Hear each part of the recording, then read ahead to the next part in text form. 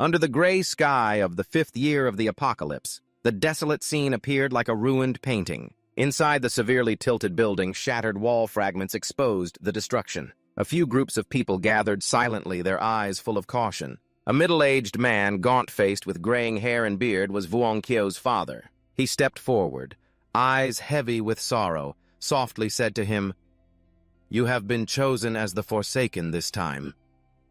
Vuong Kyo was stunned, eyes wide, voice trembling. "What did you say, Dad?"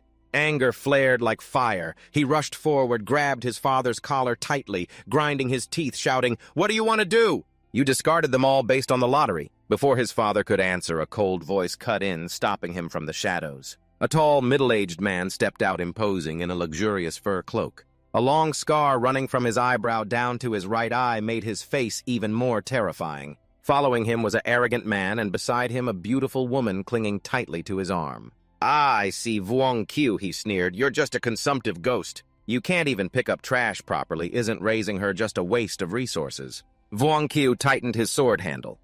Eyebrows furrowed his cold gaze, warning the middle-aged man, hands in his pockets, stepping forward confidently without his sword, voice low and challenging.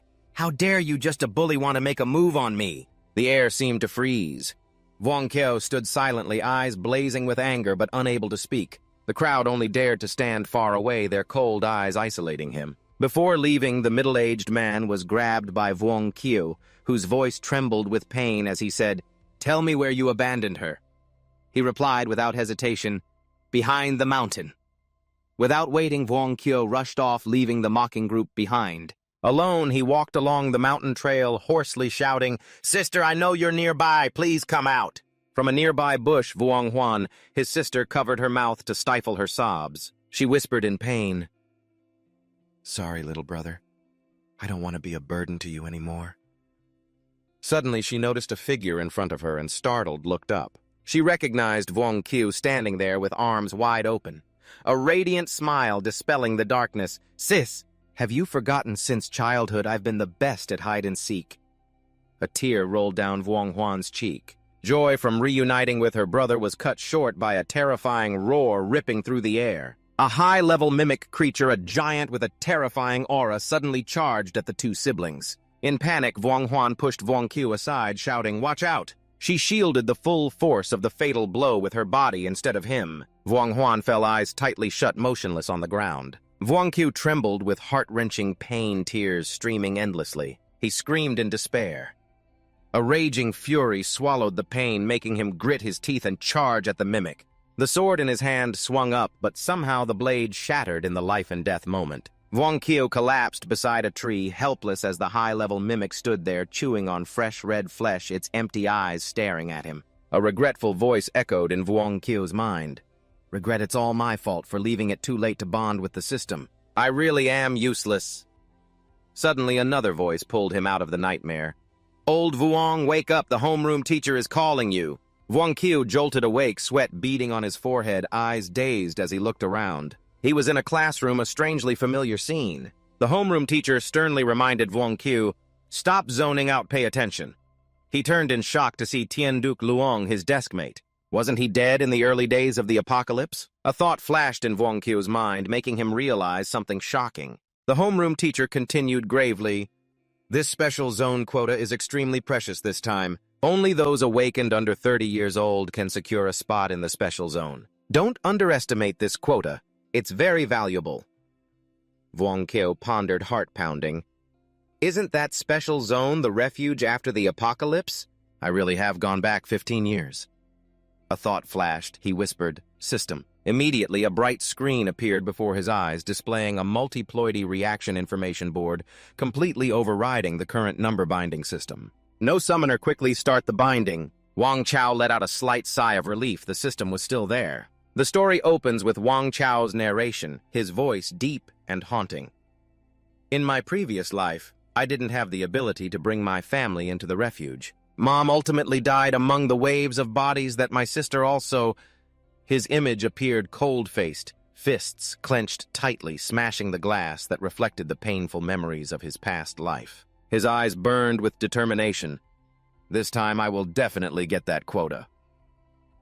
The painful memories swirled like a cyclone, pulling Wang Chao back to the early days of the apocalypse. That cruel and ruthless leader of the henchmen, Jiang Kun, mercilessly oppressed the two sisters to survive. Wang Chao and his sister were forced to bow before him. The images of countless innocent people being slaughtered appeared clearly like a knife cutting into the heart. But Jiang Kun, with his brutal and selfish nature, showed no mercy, treating them like slaves to be commanded without any humanity. Then one day a girl with golden hair tucked behind one ear appeared. That was the first time Wang Chao witnessed the terrifying power of those awakened. A scream echoed, accompanied by an explosion that shook the earth and sky. That time it was Wang Chao's turn to save her and bring her back to reality. In the fading sunlight, the skyscraper of the Kun Credit Company appeared cold and desolate. A painful scream echoed along with the sharp sound of an iron bar piercing through a hand pinned firmly onto the table. Jiang Kun stood behind, blocking the furious Zhao Anvian, his voice sinister.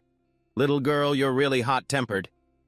He stood up, his scheming eyes looking at her slowly, warning, "Don't get angry. If you want to blame someone, blame that useless old man of yours. He would rather jump off a building than pay the debt. Your mother ran so fast only to leave you to sell yourself to pay your father's debt." Then, without hesitation, he kicked Zhao Anvian's stomach, causing her to cry out in pain and collapse to the floor. He coldly continued, "So if you behave obediently, you might suffer a little less."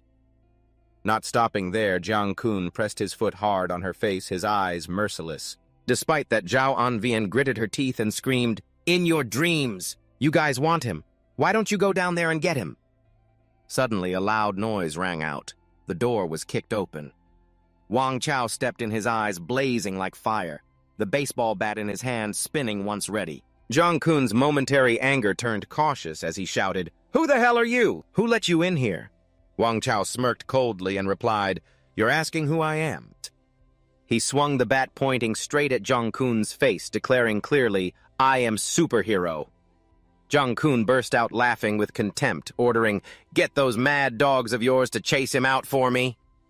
His fierce henchmen charged, but in the blink of an eye, Wang Chao's bat struck down one with a hit to the face that sent a tooth flying out. The others were no exception. The bat swung, leaving painful groans behind. Finished, Wang Chao's henchmen closed in on Jiang Kun's hands, tightening around his neck, turning his face purple. Jiang Kun, pressed against the window, trembling, asked, You who exactly are you?"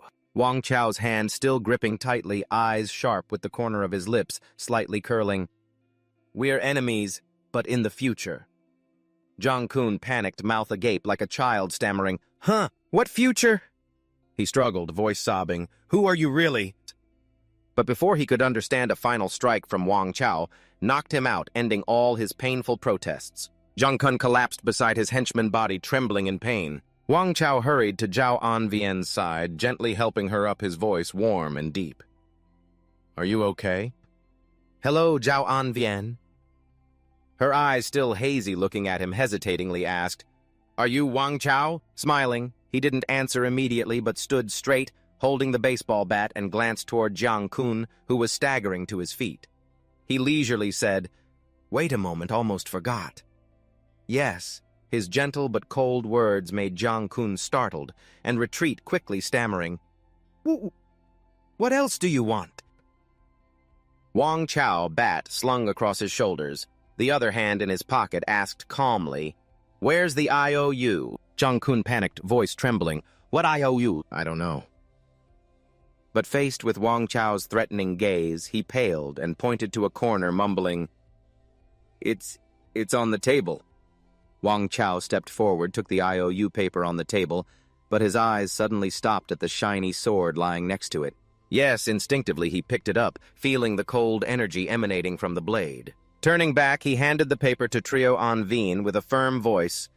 "Now you no longer owe anyone." Trio Anvin gripped the paper tightly, her hands trembling, then tore it in half with a voice full of resentment. "It was never me who owed anything." At the same time, a system notification appeared before Vung Q. "Binding opportunity has been achieved. Bound with Trio Anvin." The system hinted that Trio Anvin has not yet awakened and temporarily cannot obtain abilities. He furrowed his brows slightly, thinking, "Looks like I need to give her one more spark to awaken her powers."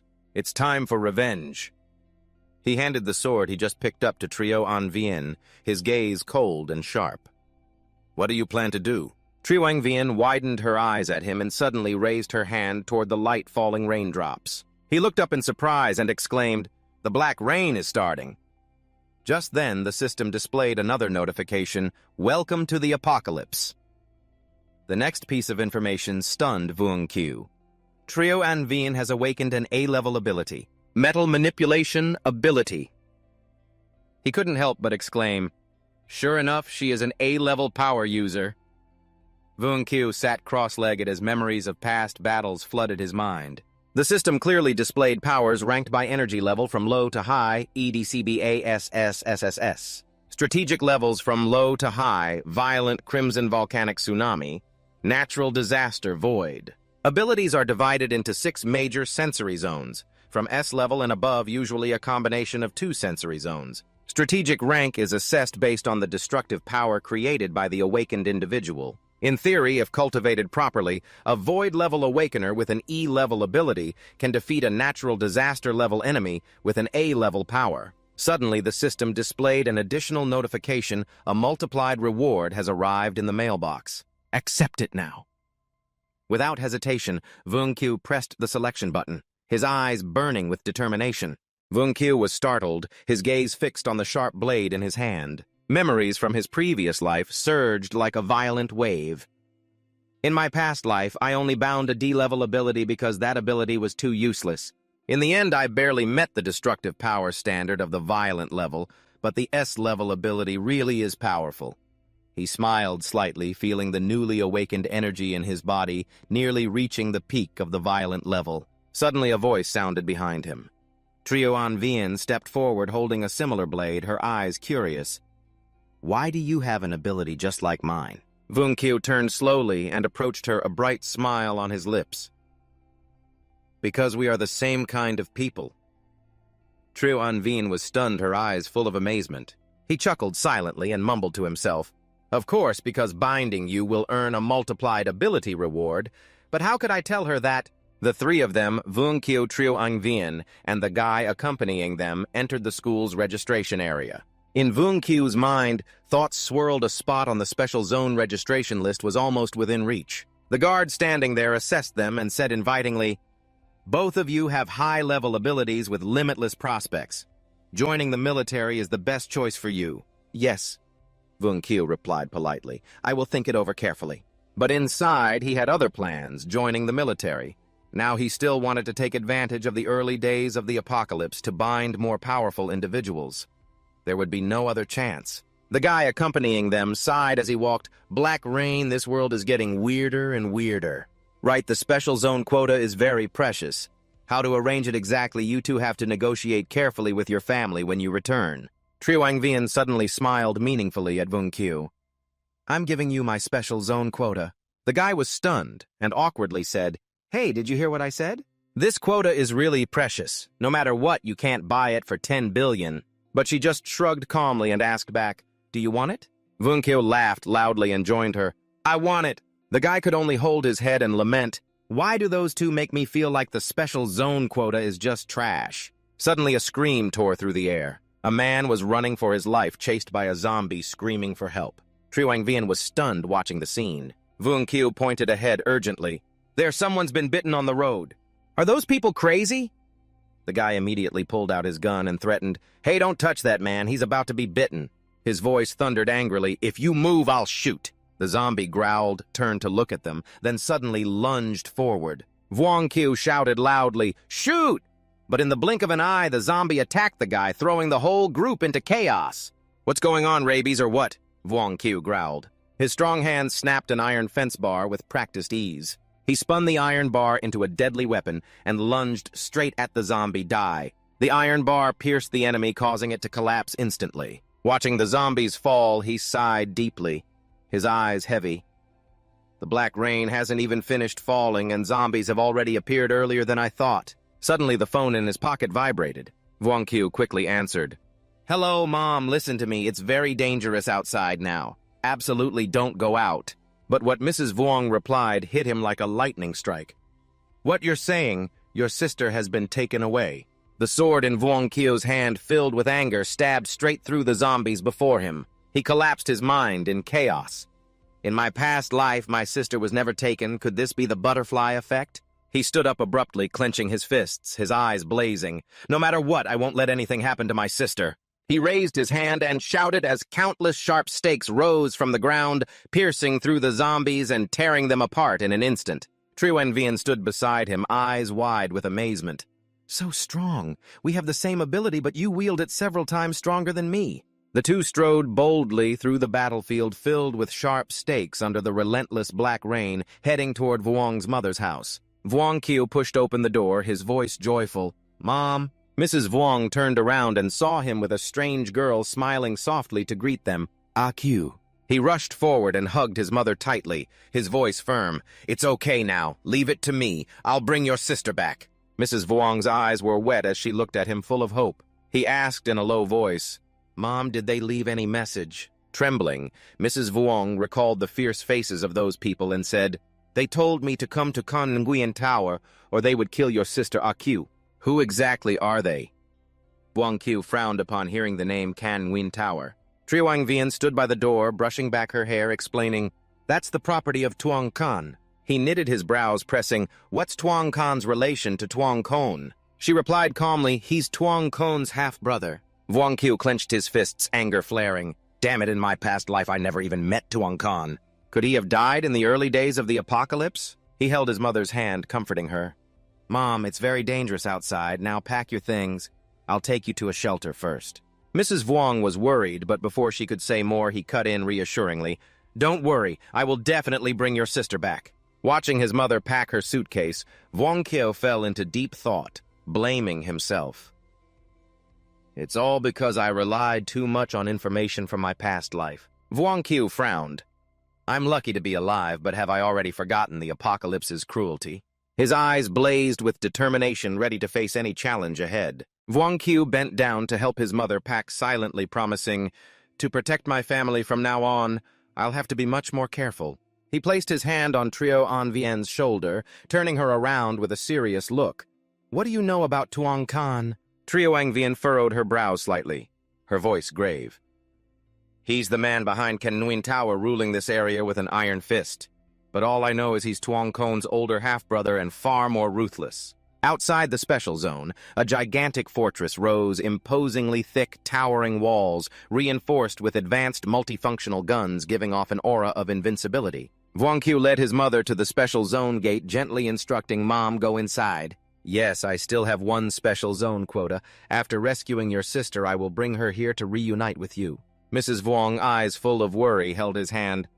"Q, you have to be careful." He nodded firmly. "Don't worry, your child is now an awakened one too. I'm going first." He waved warmly. "Mom, go inside quickly. Don't get caught in the rain." Mrs. Vuong walked away, turning back to look at him for a long time with a lingering gaze. The black rain grew heavier, the special zone gate slammed shut, echoing like a farewell. Vuong Q and Triu Anvien stood outside, watching their mother's figure gradually disappear behind the sturdy gate. The two walked on a street littered with dead bodies and debris. Triu Anvien spoke with suspicion. "This black rain and those crazy people, what exactly is going on?" Wang Chao shook his head, his eyes darkening. "I don't know either." Suddenly, a zombie staggered to its feet, its cloudy eyes staring straight at him. He curled his lips coldly. Maybe hell is already full. The sword in his hand shot forward, piercing the zombie, and then retracting in the blink of an eye. Seeing the chaos around him, he sighed. It seemed today was not going to be so simple. Suddenly, a thunderous explosion sounded from afar. A figure engulfed in blazing red flames appeared, coughing fiercely, but still exuding overwhelming presence. Wang Chao froze, murmuring, "It's her, the Flame Queen, Luke Hua, top 10 apocalypse powerhouses." Memories from his past life flooded back. He clearly remembered Luke Hua burning the mutants' flames, blazing like a radiant flower on the battlefield that day. Beside him, a friend admired and exclaimed, "That's the Flame Queen Luke Hua herself." At that moment, Wang Chao naively asked, "Who is she?" His friend clapped him on the shoulder, glancing incredulously. "You don't know her. She's the disaster-level awakened one in the current base." Wang Chao was indifferent. Is she really that strong? His friend couldn't hold back, shaking his shoulder like a drum, utterly disbelief. Such a famous person and you don't know her? She is the strongest elemental type awakened. The image of Luke Hua appeared in his mind, majestic and radiant. The flames surrounding her bloomed like a fierce flower on the line between life and death. She is the strongest elemental type awakened and undefeated symbol of the apocalypse era. Yes. Wang Chao frowned, a thought flashing in his mind. If I can bind Luke Hua, my power will multiply many times over. He tightened his grip on the blade, memories from his past life surfacing. Unfortunately, last time Luke Hua only passed by to supply. I had no chance to connect with her. This time the opportunity has come, I must not miss it. Without hesitation, he raised his blade, eyes blazing, shouting loudly toward Zhao Yingyuan. Comrades, are you ready to fight in this new hell? Hello. Zhao Yingyuan stood stunned behind, mouth agape, bewildered. What? Before she could understand, the mutants chasing Luke Hua surged forward, attacking like starving dogs spotting a bone. Luke Hua's expression turned cold as she drew a circle of fire with her hand. The flames burst fiercely, incinerating the monsters amidst their agonized screams. But soon after she collapsed, breathing heavily. Burning so many targets was still too strenuous given the circumstances. Wang Chao rushed forward at a motorcycle-like speed. Luke Hua glanced briefly, surprised by his striking appearance, and asked, "Who are you?" Without answering, he swung his blade through a mutant. The blade hovered in the air, darting to tear apart the monsters' bodies. He stepped back, gripping the hilt tightly, launching the wind-sand-water move, taking down another. A surviving mutant raised its claw to attack, but before it could touch him, a heavy object suddenly crushed it, its eyes bulging. Zhao Yingyuan stood there, sneering, pointing at the barrel she just threw, excited. "This is truly the world I should live in." Wang Chao shouted, "Time to harvest."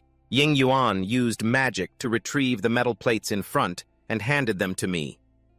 He swung his blade, each strike precise, destroying mutants in an instant. Zhao Yingyuan didn't fall behind, controlling sharp metal plates to pierce enemies. An explosion sounded. He sheathed his blade, wiped sweat, and breathed out, "Finally overkilling is exhausting." Zhao Yingyuan stomped hard on a mutant's head, coldly satisfied. Yeah. Luke Hua stood behind, eyes wide in astonishment. "These two are really strong, probably at peak violent level." Wang Chao twisted his wrist to turn back, concern in his eyes. "Are you okay? Are you hurt?" Luke Hua hurriedly waved her hand. "I'm fine." He stepped closer, extending his hand. "I'm Wang Chao." She shook his hand in return. Immediately, the system notification appeared. Bonding opportunity achieved. Bonding completed with Luke Hua rewards. Multiplied many times, you have obtained S-level awakened power. Naturally. Beside him, Zhao Yingyuan used blood to draw on the face of the mutant on the ground, laughing wickedly, he. Wang Chao looked at her lips curling slightly, thinking to himself, this girl is definitely extraordinary. Yes, Wang Chao stood behind, speechless, watching Zhao Yingyuan engrossed in doodling on the mutant's face. Suddenly, a bright symbol appeared on his hand. "Yeah," he murmured, turning to leave before Luke Hua's confused gaze. "Wait for me." He stepped up to a large store, feeling a surge of blazing red power flowing fiercely into both his hands. A satisfied smile appeared on his lips. "Got it." "Yes. Does the system now indicate if I have gained a power?" Vung Qiu pressed the yes button without hesitation.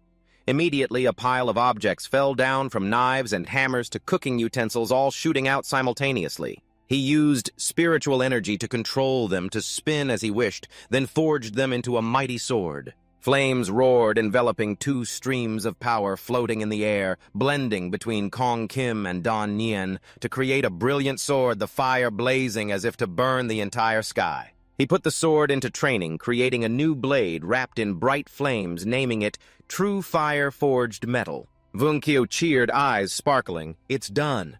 These two powers are truly a perfect combination. My current strength has probably reached the red level." He smiled silently, thinking, "Indeed, the first day of the apocalypse is my best development period." Putting away the sword, he transformed it into a silver bracelet worn on his wrist, then casually grabbed another box from the shelf, muttering, "I'll take this too. The black rain outside is still falling relentlessly." Trio An Vien was still absorbed in drawing all sorts of bizarre shapes on the mutant's face. Luke Hua curiously approached and asked, surprised, "What is she doing?" Seeing the strange drawings clearly, she was speechless and could only smile awkwardly. Trio An Vien proudly looked up and asked, How do I draw? Lu Hua stammered, trying to find words. Wow, very, very artistic feeling. Under the black rain, An Vian was still absorbed in painting, ignoring the surroundings. At this moment, Lu Hua curiously asked again, "Where are you guys planning to go?" "It's very dangerous outside right now. Better to stay at home." Trio An Vian didn't bother to look up and replied casually, "Aren't you also outside?" Also, Lu Hua sighed and explained, "My comrades and I got separated." An Vian raised an eyebrow and recounted, "Sister Vung Q was kidnapped. We have to go rescue her." Lu Hua was startled and shouted, "What? How could something like that happen? Who kidnapped his sister?" Trio An Vian covered her ears and glanced at her irritably. "You're so annoying." The blunt words stunned Lu Hua, her heart breaking into pieces, only able to mutter, "Ah, forget it." Vung Q just returned urgently, saying, "We have to go to the Kan Nguyen Tower." She came from that direction, knowing how things were over there. Lu Hua turned around, her face darkened, voice cautious. "I'm not very clear about the situation at the Kan Nguyen Tower, but the streets there are currently flooded with crazed maniacs like those." Vung Q frowned and muttered, "Has the situation gotten this bad already?" Lu Hua's eyes flashed with determination and offered, "I'll go with you guys." Vung Q looked her over for a moment and replied, "Hey, Lu Hua." She interrupted, trying to persuade, "Don't think I'm struggling just now. Actually, I'm very strong." Vung Q knew well the power of the Flame Queen Hua Diem and smiled in agreement. "All right, then.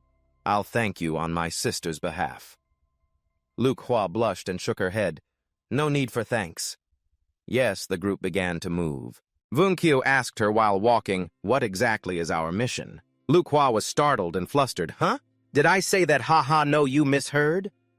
Vung Q laughed softly, teasing, "Ha, maybe I really misheard." But deep down, he didn't believe the casual words, thinking she was hiding something. Trio An Vian stood beside them, glancing at him with a displeased look. Vung Q noticed she was angry and quickly took a box from her bag, holding it out in front of her. "Hey, An Vian confused." He smiled teasingly. "Using only red is too plain. Add some of these colors to make it richer." She blushed and remained silent. He continued, "All right, we'll paint again later. We have to leave now." An Vian nodded shyly. Vung Q strode forward proudly, voice deep and resonant. "Sis, I'm here to save you." Before them, the Kan Nguyen Tower stood massive and imposing like an impregnable fortress. Lu Hua sighed. This weird black rain has finally stopped. The maniacs on the street must have returned to normal. Vung Q nodded, but her eyes were heavy with worry. "I don't know when the city will return to peace like before. I hope it's soon." He frowned, filled with concern. Those who just breathed a sigh of relief didn't realize that when the black rain ceased was the true beginning of the apocalypse's catalyst phase. Images of a series of monsters appeared in his mind. All kinds of grotesque forms, from catalyst stage, newborn stage, matured stage, grown stage, extreme mutation stage, to true evolved stage. Human strength must also increase to cope with adversity, corresponding to battle levels. Violent level red, level mountain fire, level tsunami level, natural disaster level, and unsolvable level. Currently, it's only the early catalyst phase, but the death toll is already high. Vung Q clenched his fists tightly, silently vowed, "I must quickly rescue my sister and get her to shelter before the situation worsens further." "Yes." Vung Q turned to the two, his voice deep and clear. "Let's go. We're going inside." The three entered the Kan Nguyen building. The space inside was eerily silent, no shadows of ordinary people in sight, and the mutants carefully observed every corner, wary of traps. Vung Q scanned around and suddenly spotted a barrier ahead. He furrowed his brow, took a running jump, and landed lightly like a breeze. Trio An Vian followed behind, checking meticulously with sharp eyes. "Yes." Vung Q put his hands in his pockets and walked to the elevator, then asked her, "Do you know which floor Tuong Khan usually stays on?" An Vian shook her head helplessly. "I'm not sure. I don't know anything more." He sighed, pressed the elevator button to the 12th floor. "No other choice we have to start from the top floor and search each floor one by one." As the elevator door opened, a crowd of mutants packed inside, their cloudy eyes staring at them. Vuong Qiu broke into a cold sweat, stepped back, mumbling, "I'm done for." The mutants opened their mouths, revealing sharp teeth, and lunged as if to bite his head off. Swinging his arm, he summoned his weapon like lightning, attacking while shouting, "Watch out, back off!" Mutants surrounded him from all sides. Vuong Qiu stood in the center, gripping his fire-forged steel leg tightly, eyes cold as ice. He snorted coldly, swung his sword in a sharp arc, cutting off one mutant's head. "I'll handle the front, you two block the rear." Trieu Angvian nodded. Smirking confidently, assured, she raised her hand, launching sharp metal needles piercing the mutants' bodies. "Go ahead, watch me wipe them out," she declared enthusiastically. Lu Hua beside her swung her arm, flames burst fiercely, burning the mutants until they twisted and screamed in agony. The two beautiful girls stood back to back, working in perfect harmony. Trieu Angvian teased, "Hey, Fire Tamer, your firepower seems a bit too much." Lu Hua turned with a smile and replied, "You're not bad either." The scene before them was dazzling yet chaotic. Lu Hua's flames burned the mutants into blackened charcoals, but they still crazily charged forward. Trieu Angvian immediately summoned a large iron shield in front of her, muttering, "I'm done for. How can they still be so strong after being burned?" Lu Hua continued to blast flames at one mutant, but the rest, surrounded by fire, still aggressively advanced. A loud explosion rang out. Lu Hua's flames pierced through their bodies, accompanied by pitiful screams shaking the whole space. "Yes." Vuong Qiu turned with a mischievous smile. "You two need to be careful." As he spoke, countless corpses lay scattered at his feet. The fire blazed fiercely, incinerating the zombies. Trieu Angvian raised an eyebrow and laughed in response. "Hey, tell her she's all blackened and has no sense of violent aesthetics at all."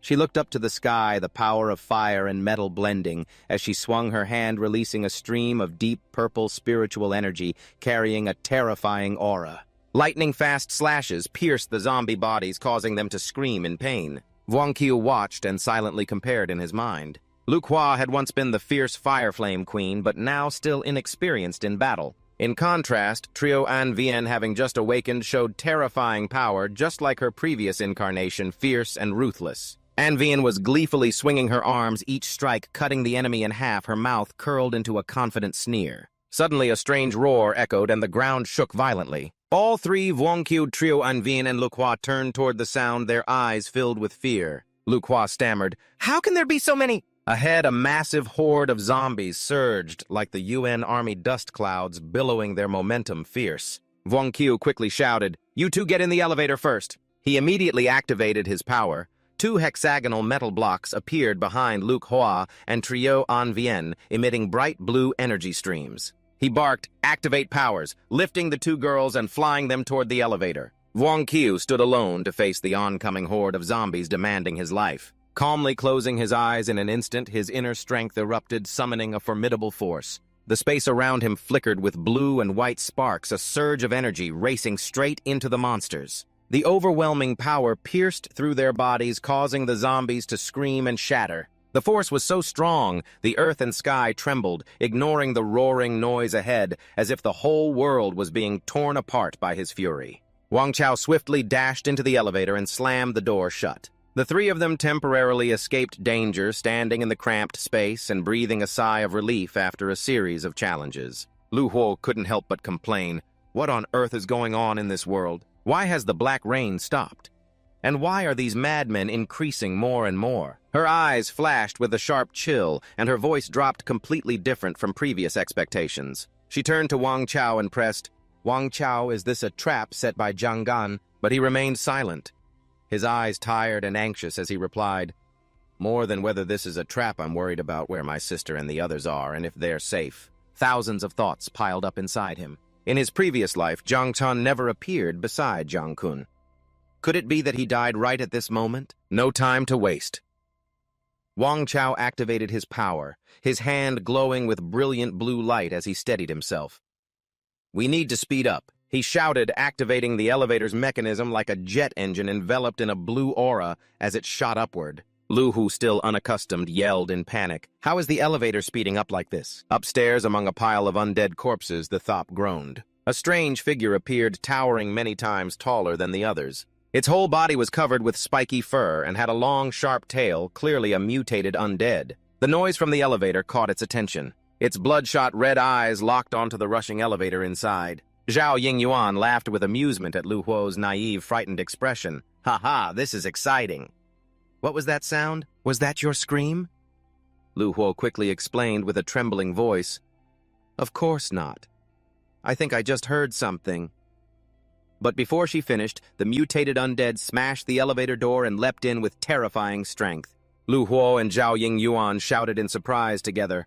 "What is that thing?" The cramped space shook as the three faced the terrifying monster, its overwhelming presence seeming ready to swallow them whole. Wang Chao squinted, a flicker of doubt in his eyes as he faced the towering mutated undead. Its body was engulfed in eerie blue flames that blinded the eyes. Its bloodshot eyes radiated malice, growling threateningly. Its gigantic form exuded oppressive energy with a fierce smile, as if it wanted to crush all three of them. Wang Chao was momentarily overwhelmed, silently wondering how this mutated undead appeared so early. Though still doubtful, he wasted no time swinging his hand to launch a dazzling spark that shattered the elevator door. "Get out of the elevator, it's too cramped in here," he shouted, stepping on debris and leaping out nimbly. "Hurry!" Lu Huo and Zhao Yingyuan nodded and immediately followed. In the blink of an eye, the three stood on a higher floor ready to fight. The mutated undead didn't hesitate. It jumped out of the elevator fiercely. Wang Chao quickly shouted, "Watch out!" Lu Huo took the lead, hands clenched into a blazing fireball full of vitality. "Leave this to me!" she yelled, throwing the fireball with all her might at the monster. The amber flames exploded, the heat scorching the space as if it could destroy everything, but amidst the fierce firestorm, the mutated undead survived. It raised its rough-clawed hand straight at Lu Huo to attack. Fortunately, from afar, Wang Chao rushed like lightning, delivering a powerful kick, wrapped in bright electric flames directly to the monster's face. The tremendous force caused it to fall into the center of the raging firestorm. After the attack, Wang Chao turned with a worried look. "Are you okay?" Lu Huo panted, nodded, her eyes still determined, ready for the next battle. Lu Huo's eyes sparkled with gratitude as she responded to Wang Chao. "Yeah." Beside her, Zhao Yingyuan was full of vigor, eyes sharp, and a sinister smile as if demanding revenge. "Next undead, I'll take this one," she declared, focusing all her power into her palm, a swirl of deep purple energy rising with deadly intent. The surrounding broken stones vibrated, pulled together by unmatched force into a gigantic stone sphere floating in midair. Satisfied, Zhao Yingyuan swung her hand, hurling the sphere, covered with countless spiritual energies, straight down the elevator shaft. She stood with hands on hips, laughing with satisfaction. "Ha ha ha, this move is called the Happy Jump Machine." Wang Chao looked at her quirky personality helplessly and sighed. Lu Hua was at a loss for words, thinking this girl completely misunderstood the dance machine. At the same time, in another corner, Liam Qian Chao had just defeated a zombie clone when he suddenly heard a loud noise from afar. He frowned and muttered, "Is there someone else in this place?" Step by step climbing the stairs, he looked at the pile of zombie clones scattered on the ground, full of suspicion. "Why is the noise so loud? Didn't the leader tell us to act discreetly?" Inside the elevator, Vuong Qiu clung to the wall, hanging in place to observe the scene below. He said in a low voice, "It's not easy to kill, let's get out first." Lu Hua and Trio Engvian immediately jumped down after him. Suddenly, a dense, dark purple aura appeared, spreading a strong energy. From somewhere, a mature zombie clone jumped down, causing a terrifying commotion. Sparks flew on the ground, its whole body covered with spikes, surrounded by a mysterious purple aura. Its internal power surged stronger and stronger, filling the space with blue-purple spiritual energy. Vuong Qiu looked at the monster, fear rising in his heart. Just as he finished speaking, it seemed provoked. Its grotesque face grew more ferocious, red eyes charging forward each step, shaking the floor violently. Trio Engvian was horrified to realize it was targeting her directly, sharp teeth clenched, fierce eyes glaring. The zombie clone charged aggressively as if seeking revenge for earlier. She stood frozen, panic clearly visible in her eyes, facing the overwhelming aura of the monster. Vuong Qiu clenched his fists tightly, worry rising. Didn't expect to face the mature zombie clone again so soon. He drew his forged fire-leg sword, flames blazing fiercely. "But I am no longer the me from the past life," he declared coldly with a proud aura. 2 sword strikes fell, the brilliant flames lighting up the entire space, leaving 2 glowing red burn marks on the zombie clone's back, but the monster was unharmed. On the contrary, it grew more furious, its black eyes flickering with malice as it swung its giant fist toward Vuong Kyo. He quickly calculated indeed the mature zombie clone's body was much tougher, so he had to use that move. His hand burst into bright flames as he delivered a fiery punch straight to the monster's face. The tremendous force sent it flying to the side, its face distorted in a painful scream, the whole space ablaze. Lu Kuo exclaimed in surprise, "So fire energy can be used like that, really powerful?" But from within the flames, the sharp hand of the zombie clone still reached out, refusing to yield. Vuong Qiu was undeterred, muttering, "Is this damage still not enough?" He smiled with cold eyes, "But this time I'm not fighting alone." Right behind him, Trio Anvian and Lu Hua joined forces, launching a blazing red fireball that blocked the entire site, a massive power like a nuclear bomb aimed straight at the zombie clone. But the monster roared fiercely with terrifying instincts, its hideous face glimpsed through the flames. It braced itself, using all its strength to block the fireball, causing the space to shatter and scatter debris. Though slightly wounded, its power weakened the fireball gradually. Trio Anvian and Lu Hua did not back down, fighting with even more effort around them. Fiery red whirlwinds repeatedly shot sparks aimed at the heart, the weak spot of the mature zombie clone. The constant fiery attacks gradually drained its strength, pushing it step by step into a weakened state before the combined power of the trio. Vuong Qiu, determined to finish it off, drew his forged fire-leg sword blazing with flames. At that moment he shouted and swung twice at the zombie clone, but unexpectedly the blade broke in two. The monster unleashed its latent power, its entire body engulfed in blazing blue flames full of overwhelming force. Vuong Qiu was stunned. What is this transformation? Is this the power of the mature zombie clone? Lu Hua exclaimed in shock. What kind of monster is this? Trio Anvian, on the other hand, kept a mischievous smile and muttered, "Don't you see? It's a wonderful painting." Vuong Qiu calmly used his supernatural power to restore the broken sword. In the blink of an eye, the blade returned to its original powerful state. He silently calculated, "With my current strength, I can't inflict a critical wound on it from a distance." Suddenly, he heard footsteps. Lim Qianchao appeared opposite him, joking, quite lively. Lu Hua recognized him and called out, "Captain Lim." He was surprised. "Lu Hua, why are you here?" She hurriedly replied, "Captain, wait a moment," before speaking quickly. "Help us deal with this monster." Lim Qianchao stepped forward, cracking his knuckles, observing the undead mimic leader engulfed in blue flames. "This one is different from the crazies I just handled. It brought new equipment from the network afterward." Lu Hua quickly warned Captain Liam, "It's very strong. The armor on its body is extremely tough." He smirked, ready for action. "Coincidentally, my favorite thing is smashing tough stuff, no fear at all." Liam Qianchao dashed straight toward the monster, each step trailing a roaring wave of blue energy. He sneered, throwing a punch filled with flickering blue energy straight at the undead mimic's face, the blow so strong it staggered it, its red eyes showing pain. No wonder its special forces, its energy deployment is impressive. He challenged, gripping its arm tightly. "Let's see who's stronger." Lim Qianchao continuously unleashed punches like a storm into the monster's stomach, each strike carrying powerful layers of blue energy. The tough armor of the undead mimic leader gradually cracked and shattered after a series of consecutive blows, but it stubbornly fought back, its blazing red eyes radiating mad, killing intent. Vuong Qiu stood behind, murmuring, "What? Mang?" Vuong Qiu clenched the radiant forged fire leg sword tightly and charged into the battle eyes blazing, shouting, "Good chance, attack its heart!"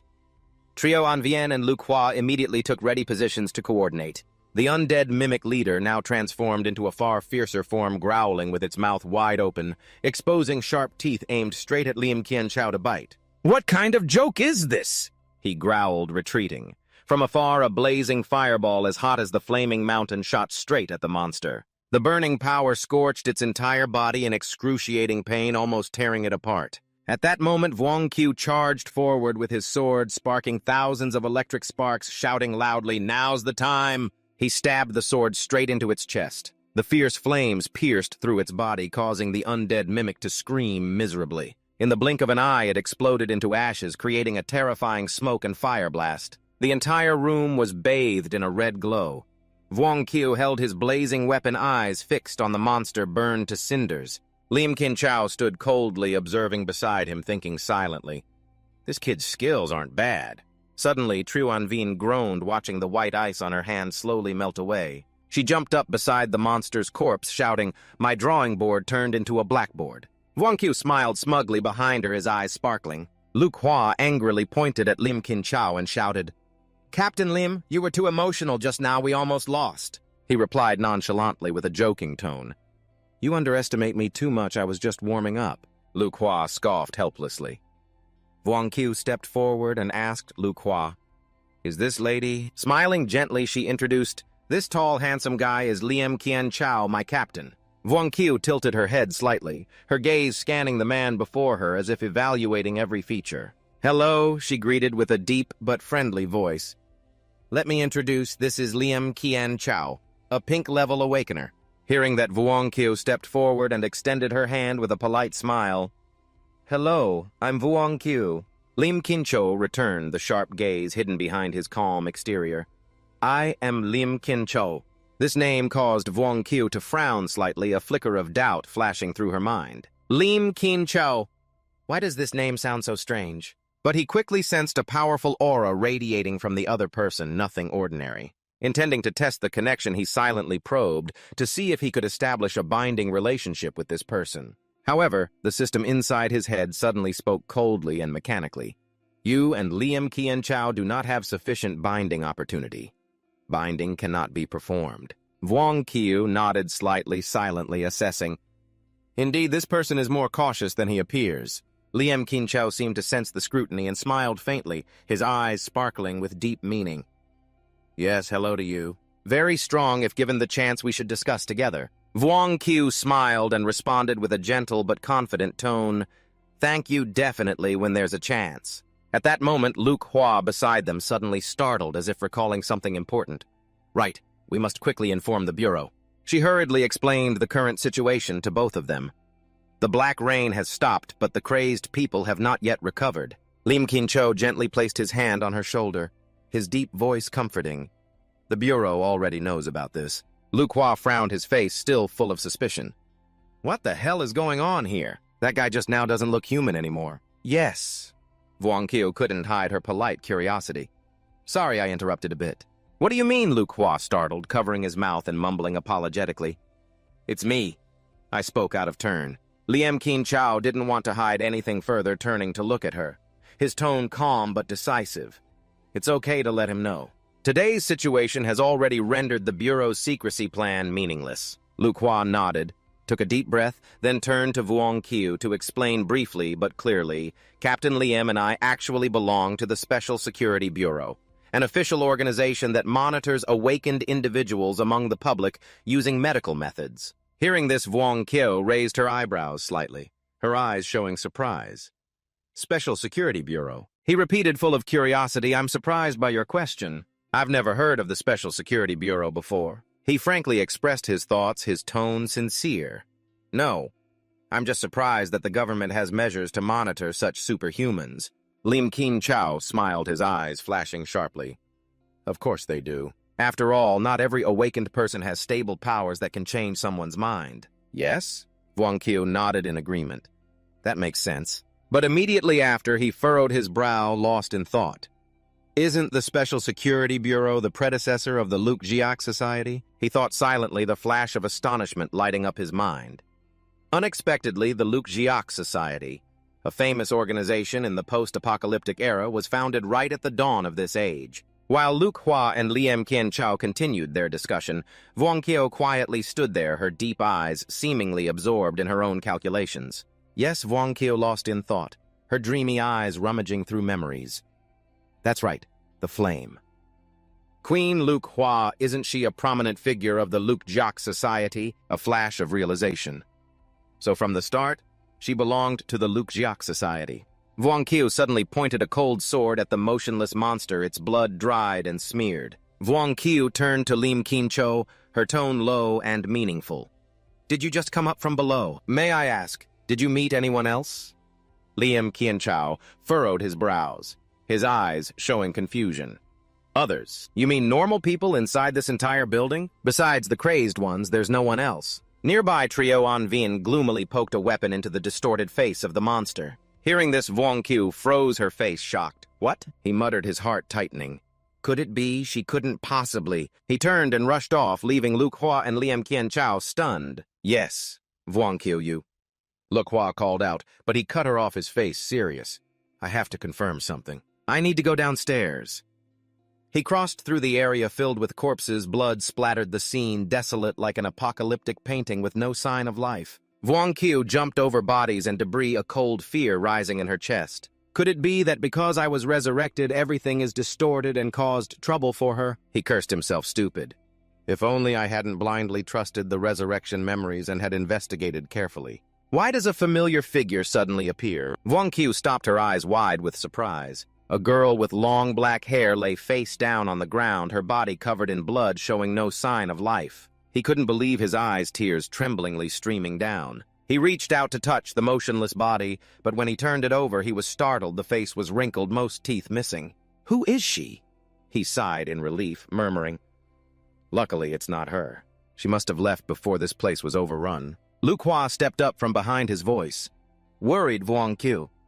Did you find your sister? He replied immediately, his tone calmer. Didn't find her. Surely she ran away before the building fell into this situation. Luke Hua smiled, his eyes softening. That's good then. Vuong?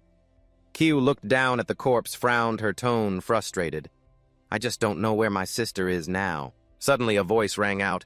Maybe I know where your sister is. Vuong Qiu turned around and saw Liam Qian Chao standing there, his eyes cold but shining with hard-to-read confidence. Vuong Qiu spun around, eyes sharp, as she looked at Liam Qian Chao, voice urgent. You know, Liam Qian Chao nodded calmly, his eyes flashing with confidence. This place previously showed signs of a Hong-level awakened individual. I came here to investigate. Because of that, if your sister was also in this building before, I think she might now be with that awakened person. Vuong Qiu hurriedly asked, voice betraying her impatience. Do you have a way to find that awakened person? Liam Qian Chao held up his phone, displaying a location, smiling smugly. Of course I do. I'm a professional. Elsewhere, a small skirmish was underway. The Dongkin group's eyes went wide, mouths agape, witnessing a young man frozen solid. Tuklam, with cold eyes, placed his hand on the ice surface, voice defiant.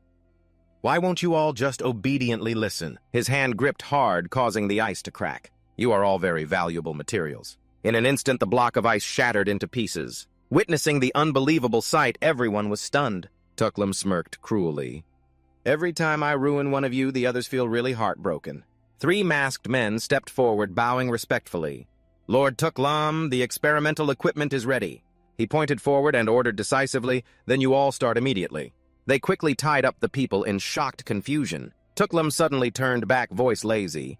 By the way, where's Amdin? One replied immediately, Lord Amdin is on the 2nd floor. Tuklam turned his back and left indifferently. Someone's going to find him, the rest is up to you.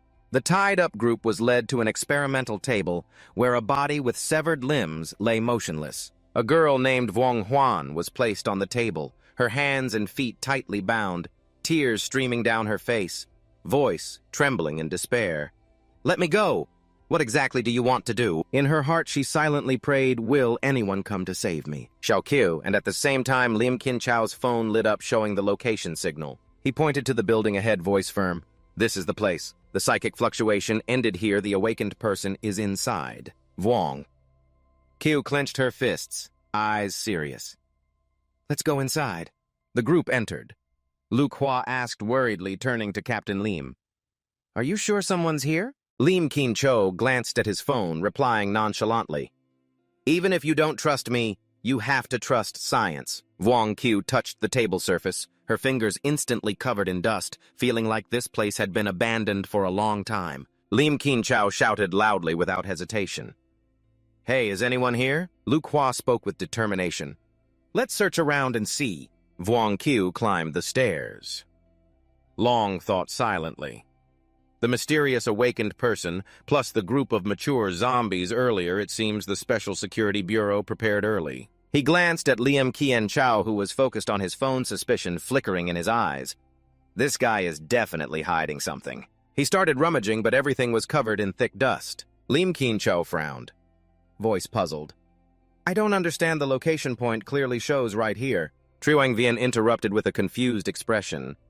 Could they have flown to the sky or burrowed underground? The remark made everyone mutter in surprise, flew to the sky, burrowed underground. Vuongqiu suddenly pointed to the floor, eyes sharp. Do you think they might be underground? Lu Kua's eyes lit up as he clapped loudly. A basement is very possible. Lim Keen. Cho didn't wait, clenching his fist excitedly. Don't ask if or not. Just look, and you'll know. Lu Kua shouted in alarm. No, are you really going to do that? Lim Keen Cho's fist struck the floor hard, the ground shaking violently. Lu Kua screamed with a trembling voice. What was that? Don't wait a moment. But it was too late. The floor cracked open, revealing a secret basement below. In the darkness, two men curled up, one trembling voice panicked. Can Jr. of Tuong Kan. Tuong Kan snapped irritably. How would I know? Suddenly, the tiles on the basement ceiling cracked and shattered. In an instant, the floor collapsed and a cloud of dust rose up. A man raised his hand to shield his eyes. Voice terrified. What was that sound? The house collapsed. Lim Kien Chao calmly brushed off the dust and laughed loudly amidst everyone's coughing.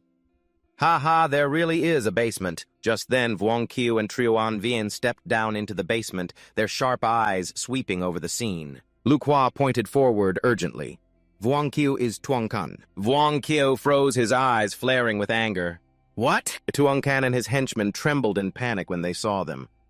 Do you recognize me? Hesitating. Vuongqiu cast a spell, brilliant flames bursting from his hands. Of course we recognize you. You handed my sister over and even told me to come by myself. He drew his sword, wrapped in flames, pointing it coldly at Tuong Kan. Now I'm here. Suddenly a bright blue lightning bolt flashed, attracting everyone's attention as it struck the ground repeatedly. At the same time, a huge boulder hurtled toward Lim Kien Chao. He cut through the powerful kick like lightning, sending the boulder flying far away amid thick dust. Lim Kien Chao sneered. Sneaking attack, you little rats! Suddenly that boulder instantly froze. Tuklam stepped forward arrogantly. Not bad, that force is pretty strong. He waved his hand to cast a spell, instantly covering the surrounding walls in ice. He mocked. The guard dog always sells his ass to me, huh? Next to him, Amdin stood silently, eyes cold and sharp. Lim Kien Chao responded unflinchingly. Hey, your mouth stinks too much. Let me wash your mouth out first. Just then, Tuong Kan pointed at Tuklam and shouted, They are the ones! They captured my sister. It has nothing to do with me. I'm going in to find them. Hearing this, Vuongqiu's face darkened, his eyes blazing with murderous intent. Where is my sister? Tuklam put his hands in his pockets, feigning ignorance. Your sister? He squinted with a twisted smile like a crescent moon. If you mean that material right now, she... He paused with a malicious tone. She's probably dead already. Yes. Vuongqiu's eyes widened, face pale. What did you say? He clenched his fists, pain cutting through him. Even if she came back to life, she still couldn't change her fate. Why again? Tuklam sneered mockingly. But now that you're here, it's just in time for you to pick up her body. Lu Kua couldn't hold back the fiery power blazing from her hand's voice. Furious, you bastards! But she hesitated, raising her hand to shield herself. Triuan Vien was quicker, lunging forward with a broken wall piece still embedded with an iron rod. Leave it to me.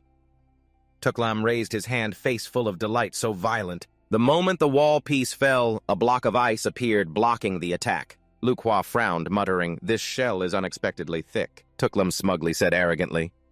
The girl doesn't know fear of death. In an instant, a sharp ice spear shot straight at her. Lu Kua tilted her body and blocked with her hand as the spear grazed her cheek, drawing blood. Not only defending, but attacking, too. Suddenly, a voice rang out. The ropes suddenly lunged forward. Lim Kien Chao cast his A-level Blood Rage psychic spell from behind. But at that moment, an invisible hand grabbed his ankle. He startled and looked down, voice surprised. What? Immediately, that hand pulled hard, dragging him underground. Lu Kua was shocked, turning around with a horrified look, as a large circle appeared clearly on the ground where Lim Kien Chao was pulled down. Meanwhile, Triuan Vien's battle continued fiercely. She poured more power into the ropes, a fierce smile spreading on her lips. Ha ha ha! Watch me stab right through you, you bastard! The ropes, as if alive, pierced through Tuklam's thick ice layer. He froze, unable to believe his eyes. What Triuan Vien shouted even louder. I'll stab a big hole right through you, you bastard! Lam growled, face twisted just by you crack. Suddenly an explosion shook the dust into a thick cloud. Two figures gradually appeared in the smoke. Triuan Vien's mouth trickled blood. Her head drooped, a sharp ice spear from Tuklam had pierced through her body. He sneered with satisfaction, ha ha ha, you lost. But with a miraculous strength, Trio An Vien forced herself up, her voice weak but determined. So be it. She tightly grasped his wrist, her eyes blazing. Vung Q, now is the time for revenge. What are you still hesitating for? Vung Q seemed to awaken, unleashing the blazing fire fist, the sword in his hand burning fiercely. His gaze darkened as he advanced, step by step. That's right, now is still not the time to be dazed. His eyes flashed brightly, his body radiating the red glow of fire. He rushed forward like lightning while Amdin from behind began casting magic, the crackling electricity sounding piercingly. She concentrated her power, releasing a strong beam of electric light.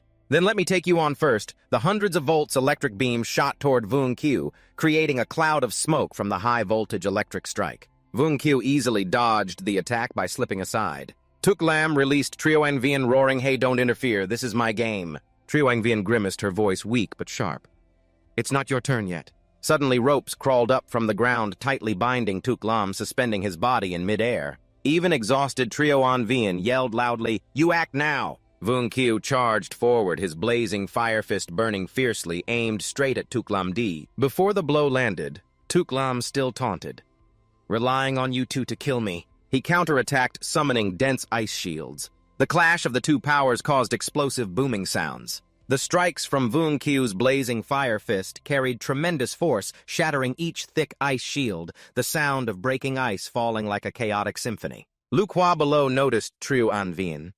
She hurriedly caught, her heart aching to see her body gradually weaken. The sharp ice-piercing Trio An Vien drained her strength, making her like a flickering candle about to go out. Lu Kwa panicked, her voice trembling, seeing blood still flowing from Trio An Vien's wound. "If she keeps bleeding like this, it's very dangerous. I need to stop the bleeding immediately." She tried to persuade her, "If you don't stop the bleeding, you will die." But despite exhaustion, Trio An Vien forced herself up reassuringly. "I'm fine." She focused her strength on the ice, piercing through her, melting it, gritting her teeth, enduring the pain a little longer. At that moment, a thunderous explosion drew everyone's attention. Vung Q landed on the ground, sweat pouring after a series of attacks. In front of him, the giant ice shattered and trembled as if about to collapse. He exclaimed in surprise, "Everything's okay now." Trio An Vien collapsed weakly, whispering, "Did we succeed?" But behind the ice, despite being covered in wounds, Tuk Lam still smiled mockingly. "Dangerous? Really dangerous, almost died." Trio An Vien clutched her wound, a sharp pain flared fiercely, making her nearly collapse. Meanwhile, underground Lim Kin Cho's situation grew more critical. A large hole appeared, accompanied by the sound of breaking water shaking everything. He was crushed by Nam Li, the cramped space making it hard to breathe. He sneered viciously. "You all look down on us rats, but we can easily adapt to life underground." Nyam Li Ti, awakened abyssal elemental, curled his lips in disdain. Lim Kin Cho frowned, his voice tense. "That stone just now was yours." He laughed loudly. "Now you're not even worth a rat." Lim Kin Cho began suffocating, but Nyam Li continued mocking. "What a joke. Before your body rots, experience the silence underground." On the surface, Tuk Lam transformed his entire body into ice, summoning terrifying power. A sharp ice storm rained down, the ice spikes shooting straight at Vung Q. He didn't stand still, counterattacking with blazing fire, fist fire, and ice collided, generating explosive booms, neither giving ground. Vung Q looked at Tuk Lam, worry rising. His strength had grown even stronger. Tuk Lam laughed arrogantly. "You pesky ant, obediently accept your death." Suddenly the ground shook, a figure emerged. Nam Li and Umdin appeared. Nyam Li glanced at Tuk Lam teasingly. "Are you guys not done yet?" Umdin confidently smirked coldly. "Looks like it's about time." Tuk Lam, is he going crazy again? "It's not the first time you know him."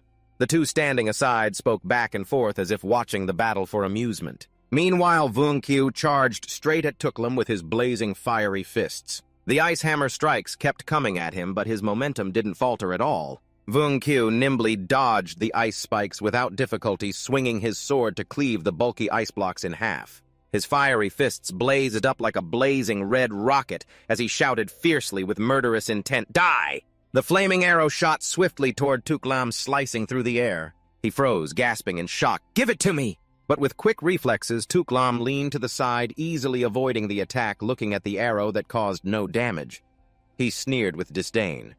"Really a rookie fighting and yet throwing away your weapon already, don't know what to do." Suddenly, the flaming arrow stopped mid-air, motionless in a strange way. Tuklam was stunned, his eyes showing confusion. Vunkyu smirked triumphantly, lucky to have triggered the trap. The arrow suddenly spun, forming a terrifying fiery vortex, hurtling straight at Tuklam, its fierce power burning the very space. Nyamli, standing afar, shouted in horror. Look, a sea of flames is erupting in front of him. Tuklam stood like a green stone amid the flames without a hint of fear. Despite blood trickling from the corner of his mouth, one hand gripped his fiery sword, the other had been severed earlier. He roared in accusation, "You damn kid, you almost succeeded!" Vunkyu looked at Tuklam, his eyes flashing helplessness. He was really tough. He gritted his teeth, his face dark and grim. Damn it!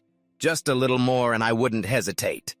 He focused on his target, advancing toward the raging smoke and flames. He had to take advantage of this chance to finish him off from afar. But just then, through the dense smoke, a pair of legs covered in blazing blue electricity appeared. Before Vunkyu could react, Nyamli dived down from above. His body solid like brown stone, he raised a fist wrapped in shining, fiery energy and struck directly at Vunkyu, causing him pain and forcing his eyes shut. Not stopping, Nyamli continued his assault, unleashing a storm of blue electric fire thunderously striking down. The lightning hit Vunkyu, making him stagger. Vunkyu quickly retreated to dodge the attack. The battlefield was in ruins, thick with smoke and dust, lightning and fire still lingering. He gripped his wounded arm and roared angrily, "Damn you, Lu Hua!" Supporting Trio Anvian with one hand, unable to hold back his rage, he pointed directly at the shameless enemy. "You can't win one-on-one, so you gang up." Umding sneered with contempt. Such an innocent little girl. Nyamli, with a sarcastic smile, condescendingly said, "Ha ha, war is full of deceit." Behind Tuklam, his body was shredded, picking up shattered jade pieces and patching the holes burned by fire on his body. Though he lost an arm, his eyes showed no fear, only arrogance. He smirked with a mocking tone. "You're the awakened one with two powers, not bad, not bad." Vunkyu's face smeared with smoke and dust, he pondered, "I still hid my metal control power to catch him off guard, yet I was still blocked." He glanced at Tuklam's two accomplices, one electric, one magma system. The battlefield was now clearly divided. The ground was dotted with deep green jade shards. He silently calculated his next step. Lim Kin Cho must have been dragged away by that rock guy. Triwang Vin was seriously injured. Lu Hua hadn't adapted to the battle yet. Only I can fight now. Even 1 against 3, I must kill him to avenge my sister. Suddenly, in the silent space, an unusual sound rang out. Lim Kin Cho's face darkened fiercely, charging from afar, lunging at Nam Li. He squeezed his throat tightly, forcing him to fall to the ground. Lim Kin Cho's whole body was tense, veins bulging on his arm. He gritted his teeth, raising a fist wrapped in a blazing red electric vortex. "The bastard inside me right now is the super calm one, huh?" Saying that, he charged into the fierce battle. Thick white smoke covered everything, rocks flying everywhere. No one could see the unfolding fight clearly. Vunkyu and Luk Hua coughed harshly, hastily shielding their eyes from the dust. When the smoke cleared, Lim Kin Cho stood proudly amid the dense aura. His face smeared with sweat and dirt, he gave a faint smile. Tough, definitely a mole that can't see the light running really fast.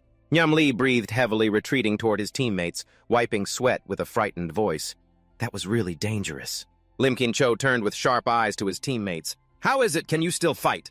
"Yes," Vunkyu smirked, replying with a slight smile. "Actually, I should be the one asking you that. I was just warming up." Lim Kin Cho clapped him on the shoulder, laughing loudly. "Ha ha ha! All right, then let's strip these stinky rats down together." Suddenly, Vunkyu froze, her eyes flashing as the system notification appeared before them. The host and Lim Kin Cho have become comrades in arms. The binding opportunity has gained a multiple return reward. Another message popped up. Thanks to the multiple return, you have obtained A-level supernatural ability Berserk Rage. He thought silently, so this is his power. On the other side, Tuklam's furious roar cut through his thoughts. "Those damn bastards are unforgivable!" Umding immediately stopped him, her voice cold. "There aren't many retreat paths left below. We should prepare to withdraw. Don't be greedy for battle." But Tuklam, with bloodshot eyes, shouted, "Do you still need me to be taught how to do my job?" Seeing his arrogance. Umding did not hesitate. Her hand crackled with blue electricity, gripping his arm tightly. "You've lost control. Calm down first." A strong electric shock made Tuklam exclaim in panic. "Oh!" He collapsed unconscious in Nam Li's arms. Umdin gave a sharp order. "Take him away so that kid can release the crazies." Nam Li frowned in confusion. "Use these here to catch those crazies. We've already exhausted so much effort." She calmly replied, They're just a few half-dead lunatics, we can always add more. Nyamli nodded. All right, then. Saying so, he pulled Tuklam gently down to the ground. Vunkyu immediately noticed the movement, frowned, and growled, "They're trying to run!" He dashed forward to decisively block them. Lim Kin-cho followed closely, his voice full of mockery. "Where do these little rats think they're running to? I'll stop them." On the other side, Ding was ready. Her hands raised, summoning 2 dazzling electric spheres. She ordered the thunder spheres to unleash a brilliant electric charge at the opponent's go. Vunkyu nimbly dodged the first sphere, while the other didn't trouble Lim Kin-cho. Both rushed forward relentlessly, their momentum undiminished. Ding gathered her inner strength, the eerie blue electric spheres in her hands glowing fiercely, the aura bursting violently as if wanting to swallow the space. Vunkyu and Lim Kin-cho rushed close to Ding, full of fiery fighting spirit. He shouted mockingly, "Too bad you're off target."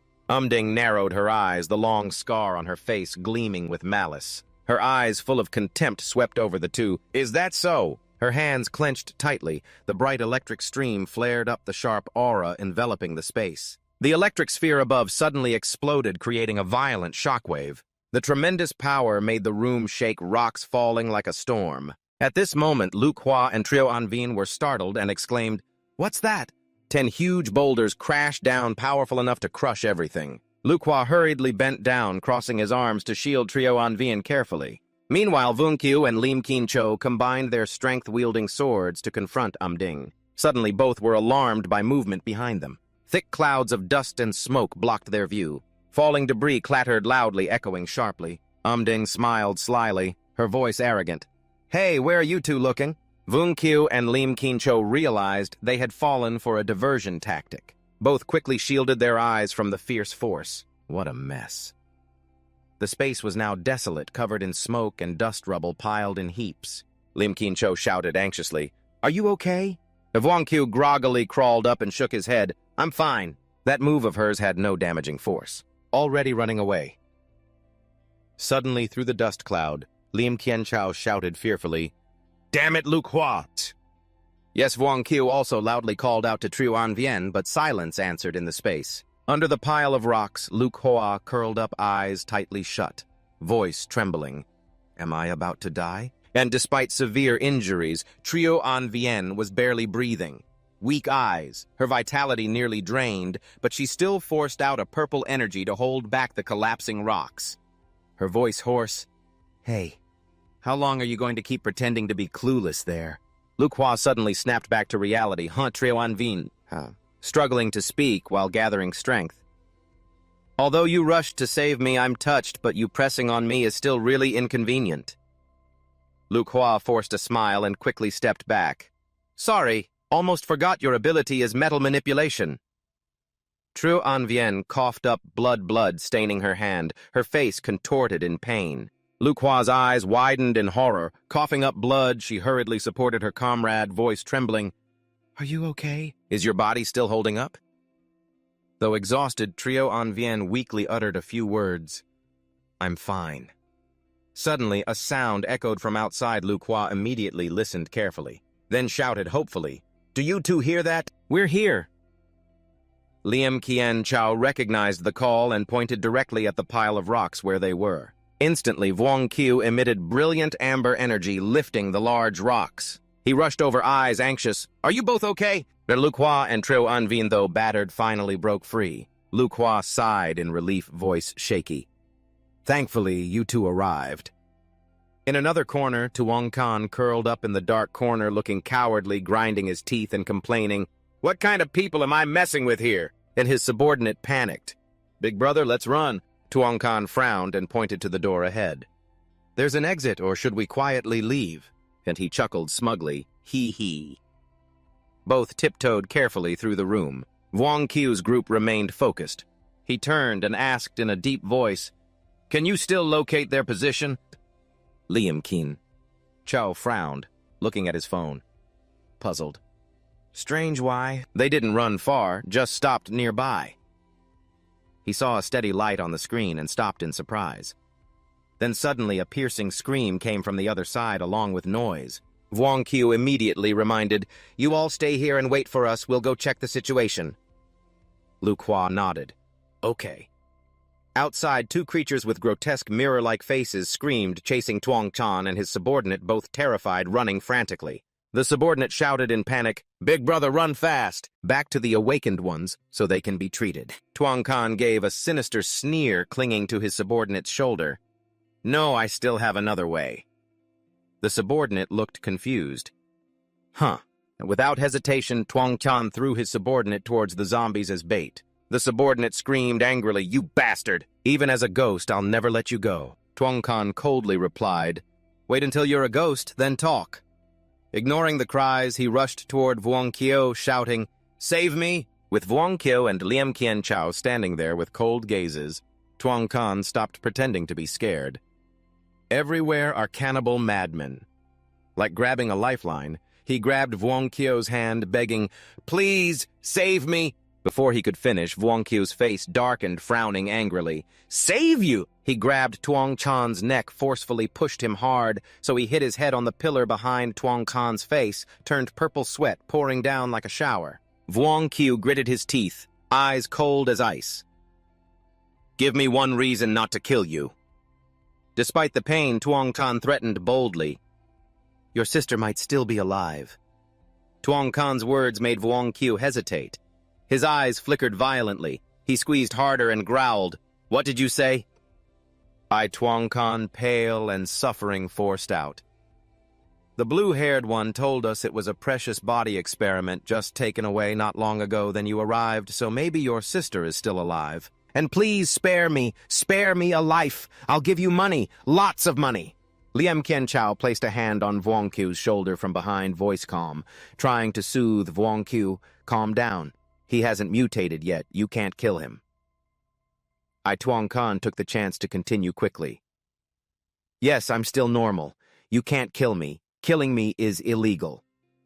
Vuong Kyo's eyes flared with rage. "Normal in my eyes. Normal in my—" Firepower burst forth, surrounding his body. Tuong Chan widened his eyes in horror. You want to do what?"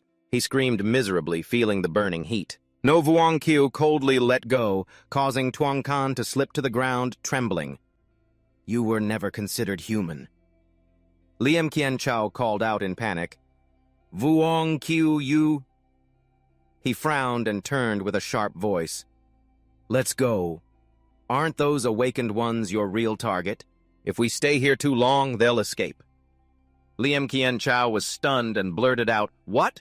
He thought silently, how does he know? Vuong Kyo twisted his wrist, his face dangerous. "I almost believed the fabricated so-called investigation into your supernatural fluctuations, until I saw the other side's attitude toward us." He continued coldly. 4 awakened, suddenly stepping into the enemy base, they weren't surprised at all. Instead, they looked like they had prepared long ago. Liam Kien Chao hesitated, his gaze wavering. "That matter." Vuong Kyo turned to face him, raising his voice to question. "The so-called help to save my sister was just a lie, wasn't it? Back then, you weren't sure if my sister was actually taken by them. The truth is, you knew the enemy situation long ago, knowing you alone couldn't win, so you used my sister as an excuse to get me to agree, right?" Liam Kien Chao replied frankly with a serious face. "You're right, but I never felt like I was deceiving you. Back then, since we couldn't find your sister's body, I guessed it was very likely she had been taken by those people." He paused, eyes resolute. "The truth proved I was right." "Yes." Vuong Kyo frowned, his eyes blazing with anger, staring at the other before snorting coldly. "So now you intend to share information about those guys with me? I'm afraid not yet. We have other matters first."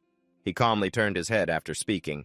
His cold gaze focused on the horde of zombies, swarming like ants, screaming and rushing toward a leading zombie with blood-red eyes and a wide-open mouth showing terrifying fangs roaring madly. In a flash, Liam Kien Chao darted forward like lightning, delivering a powerful punch to the zombie's face, knocking several teeth to the ground. Seeing their comrade fall, the remaining zombies immediately howled and stretched their disgusting arms straight at him. Vuong Kyo stood behind, slightly frowning, looking puzzled. How could there still be so many of these fake creatures? He muttered deeply, immediately activating his supernatural power. His hands glowing with a faint light, a huge matrix appeared. Suddenly, a massive stone emerged. Sharp steel columns exploded, piercing through the hearts of the zombies, causing them to fall with horrific screeches. Vuong Qiu stood leisurely like someone on a stroll, but wiped out the entire zombie horde in just a few breaths. Lim Qincho watched the scene with his mouth agape, lips trembling slightly, thinking, oh my god, how can someone's supernatural power be this excellent? The remaining zombies realized the unfavorable situation and hurriedly turned to flee. Vuong Qiu was startled for a moment and shouted, "Damn, there's one behind us too!" Without hesitation, he dashed after, but still managed to throw a sentence to Lim Qianchao. "I'm going to help them. You hold the line here." Lim Qianchao nodded decisively, voice firm. "No problem, leave it to me." Meanwhile, fierce flames burst forth. Luke Hua, with his fire element power, burned each zombie in blazing flames. Triwang Vian stood behind and spoke softly with a teasing tone. "The way you use your supernatural power isn't very original." Luke Hua immediately retorted, eyes flashing with irritation. "At important moments like this, don't be sarcastic, okay?" She muttered in a trembling voice, "Don't worry, Vuong Qiu will be back soon." Triwang Vian replied, her cheeks, blushing, eyes shining with admiration mixed with slight embarrassment. "Yes, I know, because he is..." Before she could finish, a flash of electricity struck, wiping out all the zombies in front of them. Vuong Qiu appeared heroically like a superhero throwing a powerful punch. His solid hand grabbed a zombie's neck, causing it to panic and scream, "No, no." Ignoring the pitiful cries, Vuong Qiu continued fighting, taking down each zombie. He spoke in a steady voice, giving a firm order. "You guys go ahead, I'll follow behind." By then, Triwang Vian was exhausted and gasping. Vuong Qiu didn't hesitate to carry her on his back, briefed to the group, and rushed off like a whirlwind, leaving a cloud of dust behind. Lim Qincho led the way, pointing at the door ahead, shouting, "This way!" The whole group hurriedly followed Vuong Qiu, who was carrying Triwang Vian. His sharp eyes scanned the chaos as he grumbled irritably. "These lunatics are just like annoying flies. Can't they come out one at a time so I can deal with them properly? Still running ahead." He glanced at Lim Qianchao, his voice lowered with a hint of concern. "What's wrong?" Lim Qianchao sped up with powerful strides, answering thoughtfully, "I know these fake creatures, but this crazy one seems to be slowing us down in an orderly way." He dashed forward, suspicion flashing in his eyes. "What you're saying sounds strange. Could it be they're gradually regaining their sanity?" Luke Hua followed Chen, voice full of doubt. "So are they starting to return to normal?" "Yes." Vuong Qiu pressed her lips quickly, considering in her mind the process of turning into fake creatures is irreversible. Only upon reaching the 5th level can they use reason. Could it be... He suddenly recalled the scene of everyone gathered around the blazing fire in the forest and curiously asked, "Is there anyone who can control the fake creatures?" The old man sitting beside him calmly replied, "Yes. He is called the Guardian King, a famous disaster-level awakener in the southern region." The image of a monster in a spiked suit flashed through Vuong Qiu's mind. The old man slowly puffed on his cigarette and said, "It's said that his gathering place basically has no living people, only terrifying pseudo-creatures." Those words made Vuong Qiu's eyes widen. He covered his mouth and exclaimed in shock, "That's horrifying." The old man nodded with a deep voice. "Yes, very scary. But sometimes thinking back compared to colleagues who might stab us in the back anytime these pseudo-creatures are a bit more trustworthy." Suddenly, Triwang Vian poked his cheek, pulling Vuong Qiu out of his thoughts. He looked at her blankly and forced a reassuring smile. "It's okay, let's keep moving." In his heart, he hoped he was just overthinking it. The Guardian King probably hadn't appeared this early. Lim Qincho delivered a strong kick, flipping the stone blocking the door. It fell cracking into pieces. He breathed a sigh of relief. Finally, we're outside. The whole group hurried out to face the scene of the ruined and desolate city. Vuong Qiu still carried Triwang Vian on his back, frowning anxiously as he checked his phone and asked, "Can you track their trail?" Lim Qinchao shook his head, looking confused and surprised. "We can't track them anymore. Those crazies are using them to block us. What do we do now? Should we return to base?" Vuong Qiu looked down at the girl sleeping on his back, feeling heavy-hearted. Triwang Vian's wound needs immediate treatment. Besides, to find those people, we have to rely on the power behind them. Lim Qincho turned to his teammates and asked frankly, "Can you bring outsiders back?" Then he tried to explain clearly. Given the current situation, every awakened person is vital to the Bureau. They won't refuse. Yes. Vuong Qiu hurriedly ordered with determination. Then let's bring them back there. Which side to walk on? Here he seems anxious. Liam Qian Chao quickly spoke calmly to soothe. No rush. I already sent the location to the Bureau earlier. They should arrive soon. He pulled out a small box and fired a signal flare into the sky, the bright light like fireworks illuminating a corner of the sky. Soon the sound of a helicopter came from afar. Lim Qian Chao smiled brightly and cheered. They're here! The helicopter is landing! The group inside quickly placed Tru An Vien on a stretcher and took her inside. Vuong Qiu looked at the Bureau team with a polite but sincere tone. Thank you for your hard work. Yes, from now on, let the logistics team search around to see if anyone else survived. The other person nodded and replied briefly. Behind Vuong Qiu sat down. Lu Qua held his hand tightly as they boarded the helicopter. The machine took off and merged into the dark night. Looking through the window, he pressed his lips together, his eyes sad, gazing into the distance, his heart heavy. Sister, wait for me. On the table in front of him, several stacks of documents appeared, including information about his sister, Vuong Huan, experimental subject, 17.2-1, early stage successful experiment. She had awakened her psychic power. Suddenly, a cloud of white smoke rose, obscuring the view. Nyamli noticed Tuklam's unsettled mood and quickly spoke to soothe Tuklam. Don't get agitated.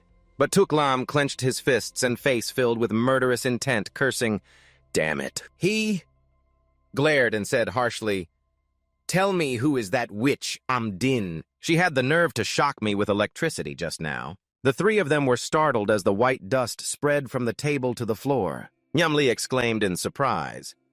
Huh. Tuklam pressed a button to listen on the desk phone. A cold voice sounded. I am very disappointed in you. Tuklam panicked, placing his hand on the table, and quickly explained I was momentarily careless. If it weren't for Amdin's electric shock stun, I could have totally... But the other person cut him off coldly. I'm not interested in hearing your excuses. The Special Security Bureau has already been watching you. The whole group listened attentively. The person decisively ordered, From now on you must temporarily hide. Namli said, Your ability makes you more suitable for moving. Yes, he and Father Loy together supplemented the consumption. This time his ability is very important to us in the future. Tuklam bowed his head and replied curtly, Yes. The other person continued to instruct, Now that the world is in chaos like this, I guess very soon the Special Security Bureau won't have the energy to pay attention to us anymore. Tuklam and Amdin. The two responsible for preparing Phase 2 of the experiment remember that. I hope we won't make mistakes again. Tuklam grimaced, gritting his teeth, and responded sharply, Yes. Amdin nodded coldly in agreement. Understood. Not long after, inside the large building, a strong psychic power burst out straight ahead, tearing through space. The white smoke gradually cleared to reveal Vuong Qiu just having unleashed the true fire to detect metal, a brilliant energy explosion. Lim Qian Chao stood beside, eyes wide open, thinking silently. Sure enough, this destructive power has reached its limit. He turned and smiled appreciatively. Your ability may have already risen to the high-potential psychic category. Hearing this, Vuong Qiu paused, condensing a sparkling arrow in his hand, and asked in surprise, High-potential psychic category. Liam Qian Chao nodded straightforwardly and explained, That's right. I remember the book that records that category. He spoke evenly. This is the S-tier list compiled by the Bureau. You probably know about the sensory chi domain, right? Vuong Qiu nodded briefly. I know. Psychic powers are the result of humans awakening the sensory chi domain. Lim Qian Chao continued, his gaze sharp. Exactly. This book records spatial materials, mental control, healing, transformation. Everyone has a sensory chi domain, but those who awaken it are more sensitive to it. However, some people have the talent to simultaneously extend multiple sensory chi domains. Such people, after awakening, find it very difficult to separate their psychic attributes. Finishing the sentence, he activated blood chi and fury, his body radiating a fierce, bright red light like fire. Although multisensory chi psychic powers are not necessarily stronger than a single sensory chi domain, many cases form more complex, powerful forces, which are the high-potential psychic powers. His psychic power exploded. Liam Qian Chao turned and threw a powerful punch, shaking the air. My blood, chi, and fury psychic power is an ability that transcends two cognitive domains, controlling both material and mental systems. Vuong Kio nodded slightly as if understanding something and said, "So it means the important thing is not having multiple sensory chi domains, but whether they can be integrated with multiple sensory chi domains, right?" Liam Qian Chao smiled comfortably and nodded. Exactly. Vuong Kio frowned thoughtfully, his eyes fixed on the psychic arrow floating in the air, thinking, no wonder when using the psychic powers of Luke Hua and Triuan Vien, I felt easy to control. But when using Liam Qian Chao's psychic power, my body felt heavy like carrying a mountain. It turns out it's because his psychic power can't integrate with mine. He widened his eyes and suddenly realized the profound meaning. So this is the true way of using the multi-connection reverse system. It's not about connecting all psychic powers randomly, but choosing the ones that can be integrated to create the strongest psychic power. The two strode down the hallway. Liam Qian glanced over and lightly patted his shoulder teasingly. You really don't consider having a PK fight with me? You're eager, huh? Vuong Qiu walked leisurely, chuckling lightly, and replied briefly, No, not interested, not next time either. Liam Qian Chao continued more seriously. According to your proposal, the Bureau is now searching for all organized crazies in the city. Do you really think the partners can control those crazies? Yes. Vuong Qiu's expression turned cold as he spoke slowly. I'm not sure either, but this is the only lead we have. Stepping outside, Liam Qian Chao sighed helplessly and said, All right, I hope your guess is right. Otherwise, just the thought of a bunch of psychics trying to control crazies is already a headache. Just then, both were startled when they saw someone signaling from the upper floor. Vuong Qiu froze in place, his eyes dazed. Mrs. Vuong.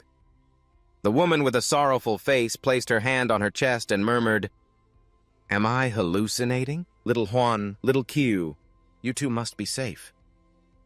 Vuong Qiu hid behind a nearby building, feeling a restless surge inside, unsure how to face his mother. In the hospital room, a woman sat on the bed, the IV drip sparkling under the light. Seeing Vuong Qiu enter, Triuan Vien looked up and called loudly, Vuong Qiu, are you done with your exam?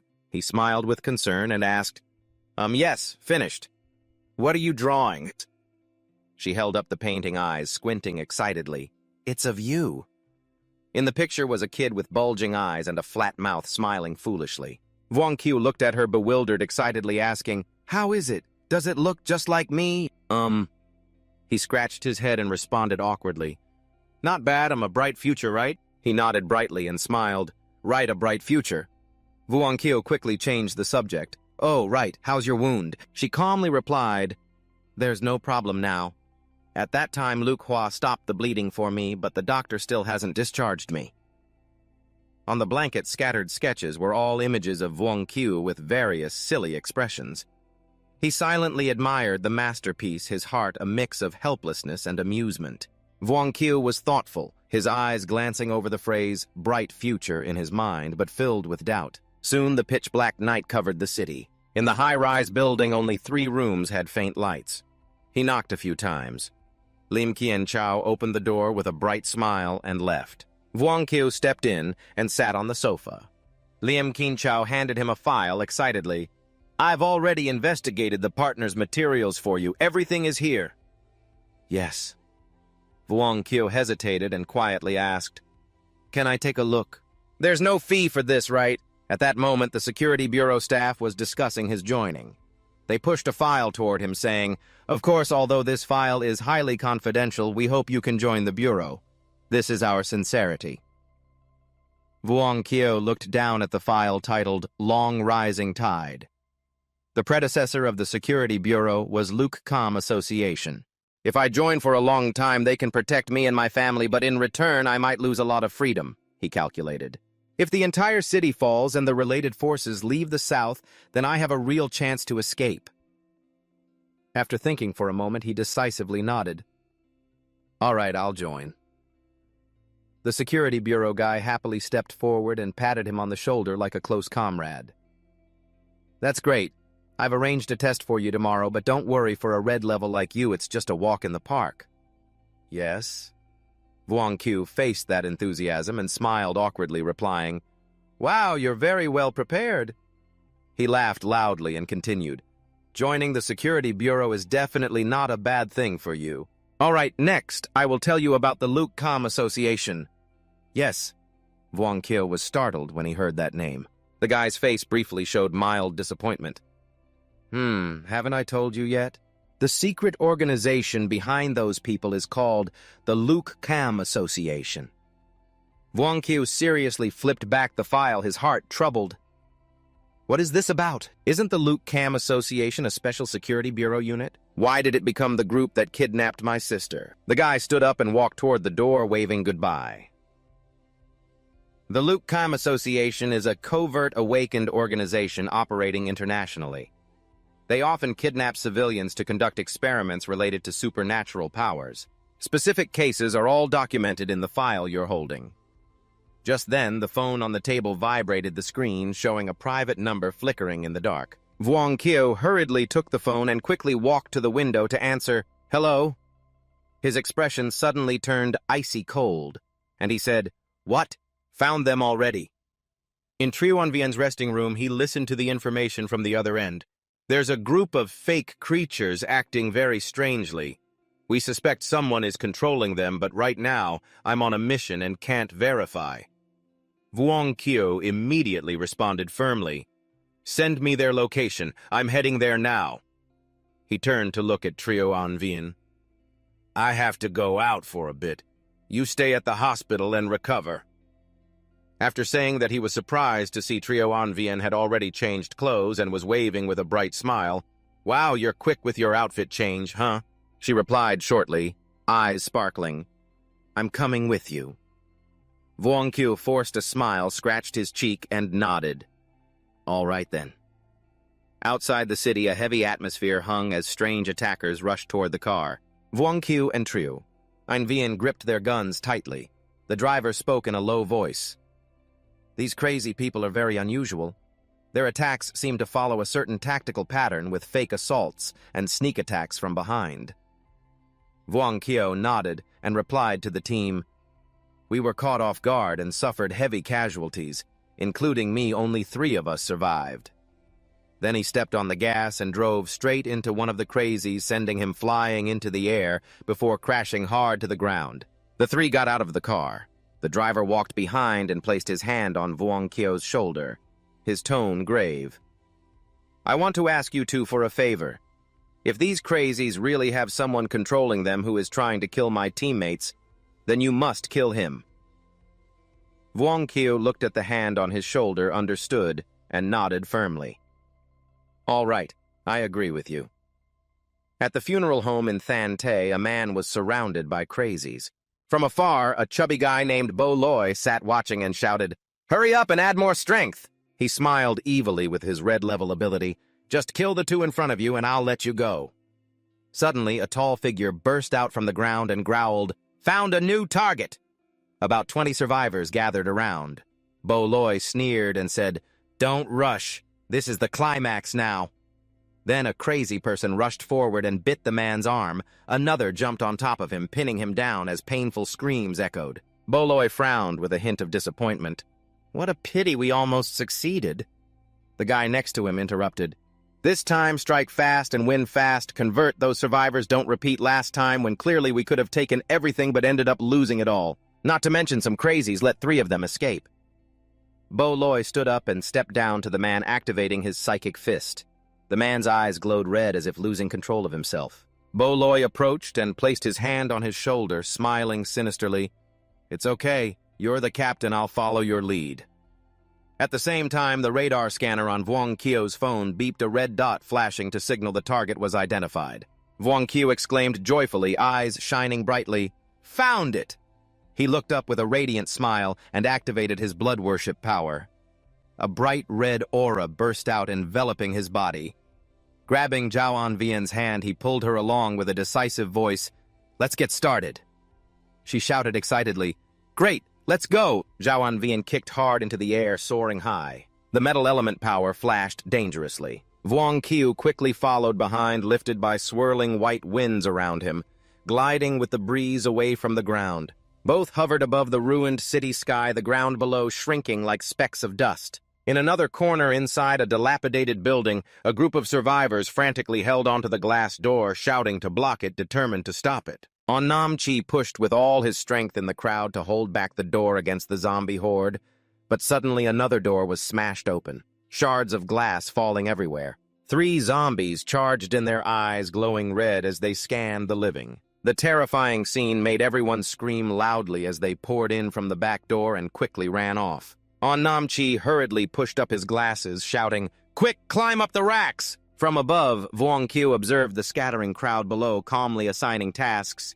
"Tu Vien, you go save people first. I'll check if any of those crazies are being controlled by someone hiding behind." An Vien grinned widely, eyes sparkling.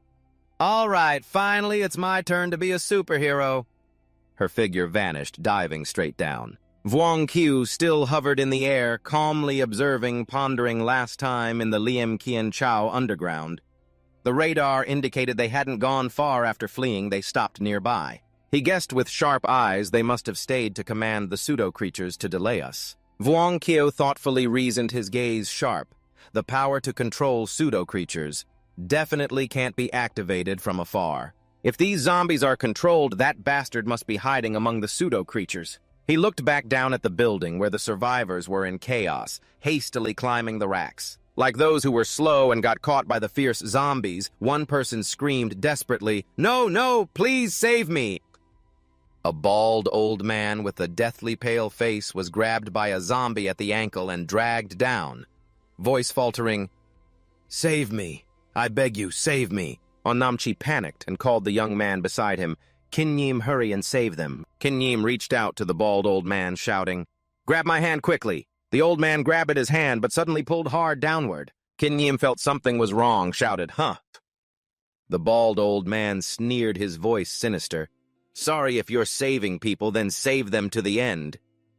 Nam-chi shouted worriedly, "Kin-Yim's been—" But Kin-Yim was already pulled down by the bald old man. The appearance of a living person drew the zombies below. They growled and charged. Kin-Yim cowered, shoulders hunched, shouting loudly, "Don't come here! Crazy ones don't come here!" A zombie growled, swinging its clawed hand sharply at him. Suddenly, a flash of purple light appeared. A sharp iron rod shot up from the ground, piercing the zombie. Thick white smoke exploded, obscuring vision. When the smoke cleared, Trio An Vien stood firmly and gently in front of Kin-Yim. The zombie was pinned dead by 2 sharp iron rods. She turned back calmly, asking, "You haven't been bitten yet, right?" Kin-Yim hurriedly answered with a trembling voice, No, it hasn't bitten me." Zhao An Vien nodded firmly, reminding, "The second floor has been cleared. Everyone go hide on the second floor." Nam-chi rushed down quickly, helping Kin-Yim to stand up. He was grateful, voice trembling. "Thank you." Bo Loi hid among the zombies, witnessing everything, muttering angrily, "A kid with psychic powers meddling in other people's business." He stretched out his hand to activate his psychic palm, a sinister smile spreading across his lips. "The most annoying ones are those who meddle, then you'll die along with them." The zombies immediately twisted their bodies and roared, closing in step by step on Trio An Vien, who noticed them rushing as if injected with adrenaline. Trio An Vien clicked her tongue. Looking annoyed, raised her gun straight ahead, muttering, "Shooting these things is really annoying." The 2-toned, haired young woman suddenly aimed her gun at the sky and fired several shots in rapid succession, shouting excitedly, "This way is still more convenient." Bo Loi observed from afar, smirking wickedly. "Here to put on a show, huh? Can warning shots into the sky scare fake creatures?" But the bullets fired were not wasted.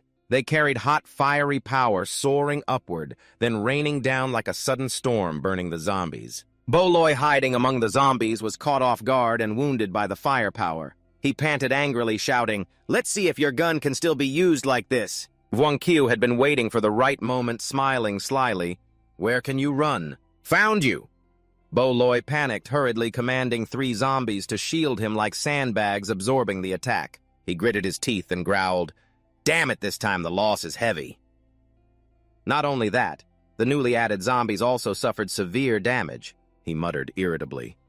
Suddenly a chill ran down Bo Loi's spine, causing him to brace himself. His heart jumped and irrational fear surged. Wong Qiu swooped down from above to intercept the enemy. He landed the ground, cracking under his tremendous force. Bo Loi panicked and stepped back, screaming in horror. Who? Wong Qiu coldly drew his gun, his gaze sharp as a knife. Bo Loi hurriedly controlled the zombies, using them as shields to take stray bullets from Wong Qiu. He smirked arrogantly. I thought everything was going according to plan. But Wong Qiu, with a hint of pride, smiled softly. Close, but no cigar. Just then, a heavy iron cabinet fell from the sky. Bo Loi looked up in shock, yelling, Damn it! Although he saw it clearly, his reflexes were not fast enough. The cabinet slammed down, knocking Bo Loi to the ground, groaning in pain. He weakly growled, Who the hell are you? Wong Qiu replied coldly. Gun pointed threateningly. If you want to live, tell those crazy ones under your control to fall back now. Bo Loi scratched his face, pretending to surrender with a sneer. Okay, you've got a gun, you're the boss. He activated his power, and the zombies around made meaningless, sounds as they all retreated a good distance from Wong Qiu. Wong Qiu intently observed the zombies. Tru Wangvin checked around. After confirming everything was secure, she nodded in agreement. Bo Loi saw their interaction, fuming and yelling. You and that crazy girl are from the same gang. Say whatever you want. What exactly do you want? Food from the pharmacy store or a girl? Wong Qiu frowned, thinking silently whether he really didn't recognize her or was just stalling for time. Seeing him silent, Bo Loi laughed contemptuously. It's not simply because of kindness that you want to save people, right? Wong Qiu stomped down hard nearby, saying, Why not? Bo Loi snorted coldly. This was disdain. No way you've awakened as a psychic too and still this naive. Yes, Wong Qiu didn't want to argue. The gun is still aimed straight threatening. These aren't the words of someone who has a gun pointed at their head. Bo Loi isn't afraid at all. Wiping the blood from the corner of his mouth, he confidently replies, If you wanted to kill me, you would have done it a long time ago. You don't dare kill me! He only commands the zombies with an even more defiant tone. Kill me, kill me. These crazy cannibals will completely lose control. By then, you and the girl beside you will safely get out of here. But what about the normal people over there? Can you protect them? He shouts loudly, his voice echoing as if wanting even those hiding upstairs to hear. Even if you save them today, what use will it have afterward? This whole world is full of lunatics. Do you think you can protect them forever? Sooner or later, they will die. Your kindness won't change anything. Your choice only reassures yourself. It only makes them continue living in fear. Bo Loi suddenly laughs coldly, shouting arrogantly, You won't save anyone. Goodbye. At that moment, from underground, a cold and threatening hand suddenly reaches up. Yes. Wong Qiu calmly grabs the hand reaching up from the ground, smirking coldly. Ha ha, enough yet. Bo Loi, feeling proud, suddenly falls silent, stunned as he looks at the hand tightly gripped by him. Yes. Wong Qiu coldly glances at him with a mocking tone. You think you're just stalling for time, don't you? He yanks hard and pulls out a muscular man with a tan complexion. Wong Qiu shouts loudly, I won't make the same mistake twice, Xiaovian. Suddenly, giant pillars burst from the ground, connected by iron bars to form a massive ancient arena. Wong Qiu's mutant energy activation swallows everything in the enclosed space. Nyam Li looks up in amazement, saying, This is Wong Qiu. Wong Qiu introduces himself in a firm voice. I call this move the Golden Arena Special. Get ready for your earth-boring ability. How do you feel about that? Nyam Li scoffs, replying, If you treat me with such respect, I feel like I should be proud. He lunges forward, growling, But I think you forgot the most important point. His fist clenches and swings straight at Wong Qiu. How can you survive and escape alone against us? At the same time, Bo Loi calls on 2 zombies to help him escape the iron cabinet, shouting loudly. But it can't stop the crazies outside. He smirks maliciously, worrying that with the zombies outside, that crazy girl won't be able to protect the survivors. How stupid. Bo Loi points at Wong Qiu, activating his ability and ordering, Go find death, kill him all. The zombies roar and rush forward. Wong Qiu tilts his body to dodge Nam Lai's powerful punch. Coldly raising his gun, a bullet spirals out and pins a zombie, but it's still not enough to stop the whole horde. Watching the zombies rush in, he silently thinks that not stopping them outside is really to protect Zhao Vian and the survivors. Wong Qiu fires continuous shots. the bullets tearing through the air. Despite the large number of zombies, they don't create enough pressure to stop him from thinking. But Xiaovian is holding the death stance while watching both sides with no guarantee that nothing unexpected will happen. But his goal doesn't stop there. He lowers his head and slowly changes to a new magazine. Taking advantage of his momentary distraction, Nam Lai suddenly lunges from behind his fist full of strong energy as if wanting to crush him. Vuong Qiu clenches his fist and shouts loudly, covering Vuong Qiu spins and throws a powerful punch to counter Nam Lai. The two fists collide, creating a terrifying force that shakes the air. Nyamli is knocked back, shouting in surprise. That bastard isn't a fire demon but controls the golden arena, yet he has such strength. Vuong Qiu rubs his wrist, smirking arrogantly and turning to Bo Loi. Your turn, loser who only knows how to hide behind zombies. Bo Loi angrily tears off his camouflage and roars, Nonsense, who's the loser? My ability is this strong, what do you know? His chaotic emotions trigger the system in Vuong Qiu's mind to alert that your relationship with Bo Loi has become extremely hostile enemies. The opportunity for binding has come. Connection is possible. Vuong Qiu widens his eyes, thinking, getting him angry is easier than I thought. He smiles and calculates that as long as he finds the chance to successfully link with Bo Loi, the reward will be in his hands. Without hesitation, Vuong Qiu charged into the crowd of zombies and two overwhelmingly powerful enemies, causing the zombies to fall and scatter after just one strike. Bo Loi crazily activated his ability and shouted loudly, rushing forward, Come on, let me kill them! Kill them all! Nyam Li, being more clear-headed, observed the battle and vaguely noticed something unusual. He shouted a warning, Be careful, that bastard is very abnormal, don't underestimate him. But Bo Loi, as if his head was full of air, became even more bloodthirsty when his teammate reminded him, The more I want it, the more I want to turn it into my puppet. He roared and unleashed his psychic power. The zombies under his control were enhanced, entering a state where their violent strength surged dramatically. Nyam Li looked at this scene, speechlessly, silently cursing, Why do I feel like everyone around me has a screw loose? Even so, he still joined forces with Bo Loi, slamming both arms down hard on the ground to activate his ability. No matter how strong that kid was, if he hadn't broken through the red-level range, it was still just a hand suddenly sprouting from the ground aimed straight at Vuong Qiu. While busy dealing with the zombies, he was startled and quickly jumped back, narrowly avoiding danger. It was too risky. But that wasn't all. Another giant hand shot up from the ground.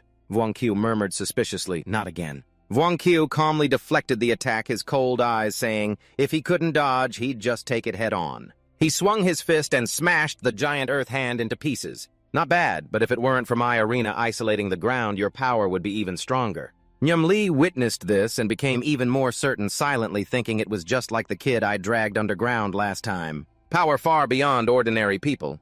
Just how many abilities does he have? Chivuk, yes. Vuong Qiu opened his palm. A blazing fire erupted with such intensity it made others shudder. Unfortunately, now you hold the home field advantage. It's me? The fire blazed fiercely, rushing forward as if to burn flesh. Bo Loi panicked and stepped back, but Nham Lai quickly slammed his hand on the ground and roared. An earthen wall rose up, blocking both of them. Perfect. The formation stands. The fire seemed like it wanted to burn the bones to ashes. Nyam Li felt the scorching heat and carefully considered. Is he starting to panic? Looks like he's realized the battle has reached a deadlock unfavorable to him. He glanced at Bo Loi, thinking to himself, because it's a direct fight, he can't break through my armor, but Bo Loi isn't good at close combat. If that kid seizes the opportunity, he'll definitely target Bo Loi. At that moment, Vuong Qiu charged forward, flames enveloping his body, aiming straight at Bo Loi. Nyam Li stood behind and shouted, when you attack my weak spot, you also expose his superpower weakness. The ground beneath Vuong Qiu surged up. He hurriedly leaned forward to charge, but Bo Loi dodged by, leaning aside the attack, just grazing his arm. The ground shook and a giant earthen pillar rose, aiming straight at him. Vuong Qiu threw a powerful punch, but only cut through the air, causing him to stagger and almost fall. Nyam Li's men stood at a distance, smugly thinking the situation had tilted in their favor. Unexpectedly, at that very moment, the linked system panel was accidentally activated and a notification sounded in his mind. You and Bo Loi successfully linked 4. Detected Bo Loi as the person who awakened your superpower. Multi-fold counterattack activated. Your superpower activation is doubled. Immediately, Vuong Qiu felt power surge and explosion of energy. He obtained an SS-level psychic power punch, though it was still incomplete. Nyum-Lee stood with folded arms, a smug smile spreading across his lips. Looking up, his tone full of mockery. Don't worry, I won't let you succeed easily. And your weakness is the one maintaining that arena. If he's found out about this, there's no reason for him not to attack. Suddenly, 3 giant earth rock dragons charged simultaneously toward Trio en Vienne. Their sharp teeth gleamed under the light. Their red eyes roared out terrifying sounds. Trio en Vienne couldn't dodge in time and hurriedly created a flimsy iron tube to block the attack. But the dragons didn't back down. They kept rushing, madly biting and tearing at her. Gritting her teeth, she formed an energy sphere around herself, desperately resisting. Nyum-Lee raised his head and laughed loudly, his voice full of sarcasm. Maintaining a psychic power over such a large area like this must be very strenuous for a B-level, right? So just a little distraction from him and your entire battlefield will collapse. He ordered smugly, and immediately 2 giant iron bars fell from above, aimed straight at Trio en Vienne. Yes, Vunkyo curled his lips into a cold smile. Although you have calculated a lot, I have already touched him, you calmly replied. Nyum-Lee frowned, his eyes flashing with caution. He wondered what he had touched to suddenly say such words. Without delay, Nyum-Lee withdrew his powers, causing the earth and rocks beneath Boloi to collapse. He clicked his tongue regretfully. It really breaks one's heart. Yet you use your comrades as bait so quickly. Nyum-Lee frowned and growled, Cut the nonsense. So many crazies lost today later. We'll have to spend effort to replenish. His voice deepened, eyes sharp. While the area isn't sealed off yet, run out of this battlefield with your crazies. In his mind, he calculated that as long as Boloi left, then whether Vunkyu wanted to run or stay, he couldn't stop Boloi. Crossing his arms, a mocking smile appeared on his face. That's really outrageous. He waved his hand, controlling the surrounding undead with his powers. Then I have to kill all the survivors, right? Yes. Vunkyu glanced quickly and immediately saw through the opponent's plan. Troops split into 2 routes. Oh no, actually 3 routes. Smart choice. You smiled, eyes flashing with cunning. Nyum-Lee didn't answer immediately, lunging to attack. Where are you looking? He shouted. Vunkyu raised his hand to meet the attack. 2 forces clashed fiercely, evenly matched. But Nyum-Lee quickly noticed something unusual, his eyes wide in disbelief. Vunkyu blocked his attack with just 1 finger. What? Yes, observing Nyum-Lee's shocked expression, Vunkyu's lips curled into a cold smile. My strength is a little stronger than when you faced me last time. Surprised? No. Without waiting for a reply, you spread your hand and easily squeezed Nyum-Lee's fist tightly. He stared in horror and exclaimed, How is this possible? He was just a red rank after all. Vunkyu tightened his grip, kicked hard, then continuously launched a flurry of strikes. His speed was lightning fast, leaving Nyum-Lee unable to react, only able to stand and endure each attack. His armor gradually cracked under the tremendous force. He panicked inwardly. At this attack intensity, my rock armor can't hold. Could I die here? Suddenly, Vunkyu opened his palm wide. A terrifying force burst from underground. Dozens of sharp branches sprouted up, piercing through Nyum-Lee, turning him into a motionless porcupine. After dealing with one, Vunkyu leisurely stepped closer to Boloi. He panicked, stepping back with fearful eyes. How did you chase so fast? Are you hiding more strength? Vunkyu snapped his fingers, his control power immediately activating. He glanced at Boloi, his tone icy cold. Crazies eat. You should enjoy some too, right? Dream of being bitten. Boloi frantically tried to escape, but the undead suddenly lost control and turned to attack him. He screamed in horror, What's wrong with you all? Why? Why aren't you obeying my control? Boloi's legs trembled and buckled. He tried to use his last bit of power, desperately shouting, Stop, everyone, stop for me! But all efforts were useless. The uncontrolled zombies opened their mouths and stabbed down with sharp claws all at once. Boloi's groans were silenced in an instant. Vunkyu stood silently, eyes coldly observing everything. Suddenly a sharp pain struck his brain. He muttered in discomfort, such a headache. The side effect is too strong. So this power shares the same brain with the undead. He stared at his trembling hand, suspicious, wondering if this power still had defects. The Guardian King from his previous life only rose to fame after many years. Could it be because of this reason? Despite being pierced all over, Nyum-Lee stubbornly tried to survive. He muttered weakly, Impossible, absolutely impossible. Why can you also control the crazies? How many supernatural abilities do you actually have? Vunkyu replied coldly. You don't have the right to ask any questions now. He reached out, grabbed Nam Lai's neck tightly, pulling him up. His voice was low and icy. If you don't want to die a tragic death, then tell me everything related to that so-called Luke Kam Hoi of yours. Nyam Lee didn't answer. Instead, he growled a threat in a hoarse voice. You're definitely going to die. The people behind me will never forgive you. Vuong Qiu showed no disappointment, just asked coldly, Is that so? He bent down. His strong hand grasped Nam Lai's kneecap, threatening sharply. I'm curious, is your bone made of stone too? Maybe I should start with this leg first. Nyam Lee, panicked eyes filled with fear. No, please, he begged. But Vuong Qiu remained unmoved. His hand squeezed hard, crushing the opponent's kneecap. Nyam Lee screamed in pain, spitting out a mouthful of fresh blood. Vuong Qiu looked up coldly, his merciless gaze scanning him. So it's just normal bones after all, what about other parts? Exhausted Nam Lai gave in trembling voice. I'll tell you everything. Vuong Qiu nodded with satisfaction. Then start by telling me about my sister. Where is she now? Is she alive or dead? Nyam Lee whispered weakly.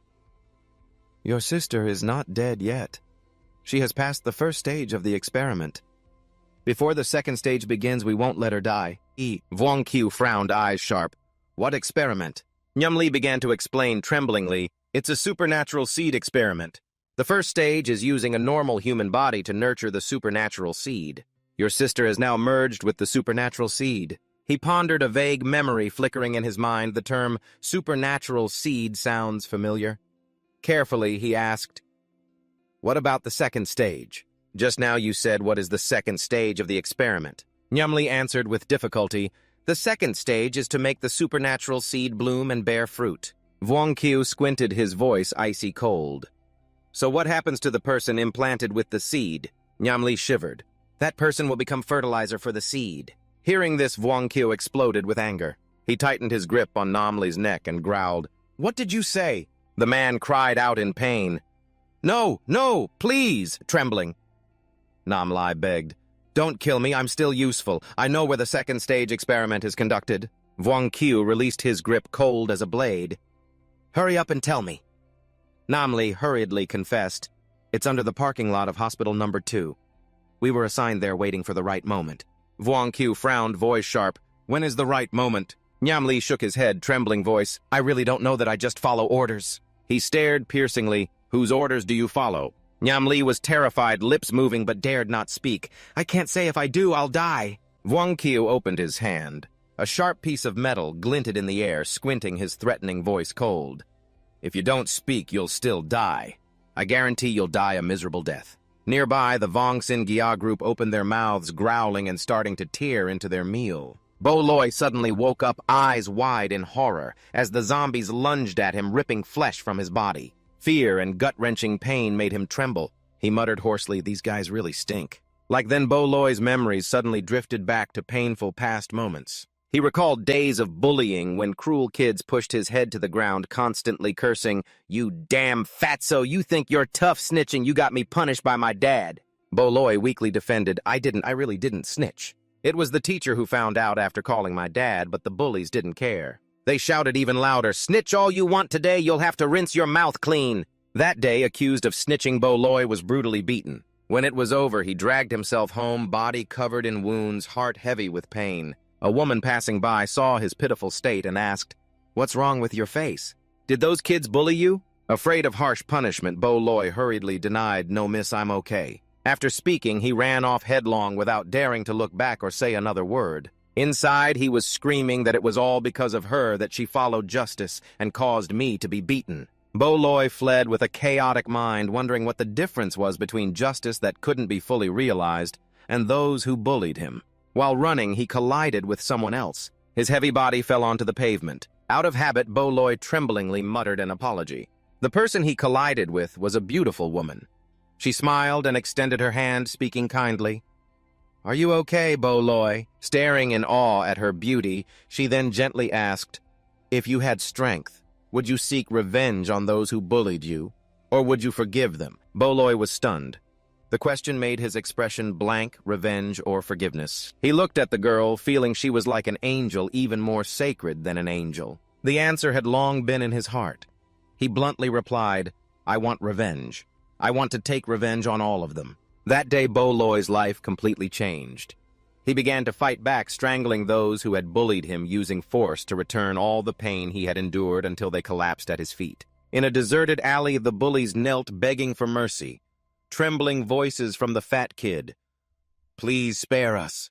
Bo Loy stood there, realizing they didn't even remember his real name. Pain mixed with anger. His eyes reddened and tears welled up. He shouted with a choked voice, "You bullied me for so long, but you can't even remember my name." Suddenly enlightened, he muttered, "I suddenly realized that weakness is like the stench in the bathroom all along. It can't protect me. It was just me deceiving myself." The beautiful woman gently patted Bo Loy's shoulder, her warm eyes happy. "No, right." He smiled brightly and replied, "Very happy. I've never felt this way before." Then, hesitantly, his eyes sparkling, "Can I ask you something?" The woman smiled and nodded. "Of course." Reality and past intertwined like vague memories the present. Wang Chao, with cold eyes, almost asked Nam Lai behind him, "Who are you really?" Meanwhile, the past Bo Loy, with a radiant smile, asked the beautiful woman, "Who are you really?" The woman grabbed Bo Loy's shoulder. An invisible pressure made him tremble as she softly said in a low voice, "Can I tell you my name?" One word escaped in reality. Saint and Nam Lai painfully uttered the last word, Silas. Immediately his body twisted violently, eyes rolled back, blood gushed from his throat. Bo Loy, like a crazed monster, charged straight at Wang Chao. Before he could react, a black-purple cord from behind tightly wrapped his ankle, pulling him back. Zhao Yingyuan confidently controlled the cord, helping him avoid the terrifying attack from Bo Loy. His punch smashed the ground where Wang Chao had just stood into pieces. She smirked teasingly. "Too slow, as if you've been waiting a long time." Zhao Yingyuan excitedly raised her hand, summoning a powerful force surrounding Bo Loy. "I've waited until I'm starving," she shouted. Bo Loy threw another punch at her, but the black-purple cords from the power tightly bound him, stiffening his body. However, in the blink of an eye, he swung his arm powerfully to break free. Zhao Yingyuan was stunned and unable to stop him. Bo Loy seemed to be entering a growth phase, becoming stronger than ever. She muttered helplessly, "I have no control over him." Yet she and Wang Chao still coordinated smoothly, preparing to face the monster before them. Wang Chao focused the power of the flame into her arm, dazzling sparks blazing fiercely. Zhao Yingyuan concentrated her whole body, emanating a sharp purple power like a blade. The fierce flames merged with sharp purple weapons, rushing toward Bo Loy, but he stood firm, unharmed by the terrifying attack. Wang Chao was stunned, muttering, "And yet he's fine. This guy is stronger than before and after the growth phase."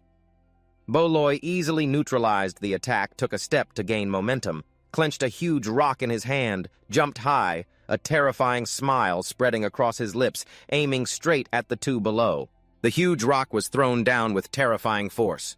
Wang Chao and Zhao Yingyuan quickly jumped to the sides, avoiding the attack. Zhao Yingyuan smiled, her eyes sparkling with delight. "Just like that bastard last time, this time I'm definitely turning you into a painting." Under her command, two long boxes large enough to hold Bo Loy's body suddenly appeared on either side of him, closing together as if to seal him inside. Thick dust rose up, obscuring the surrounding space. Wang Chao furrowed his brows and squinted, trying to see through the hazy smoke. He turned to Zhao Yingyuan with a low voice. "This time, it's just the two of us. Facing a matured pseudo-undead is a bit tough." Zhao Yingyuan nodded comfortably and replied, "Yeah." At that moment, in the system's dreamlike space, an info panel appeared displaying detailed information about Wang Chao and the supernatural abilities he had mastered. Even he was surprised by his own power, not expecting to have begun fusing practical supernatural abilities so quickly. Looking down at the sparkling lights on Wang Chao's hand, he silently analyzed Zhao Yingyuan's supernatural ability and his own 6 flames, which were proficient enough to fuse. But the blood branch rage of Lian Jianzhou and the gathering fist he had just acquired were still not skilled enough. The 4 small glowing spots on his hand symbolized 4 powers flickering like stars. He muttered a judgment, "Maybe I can try a little experiment."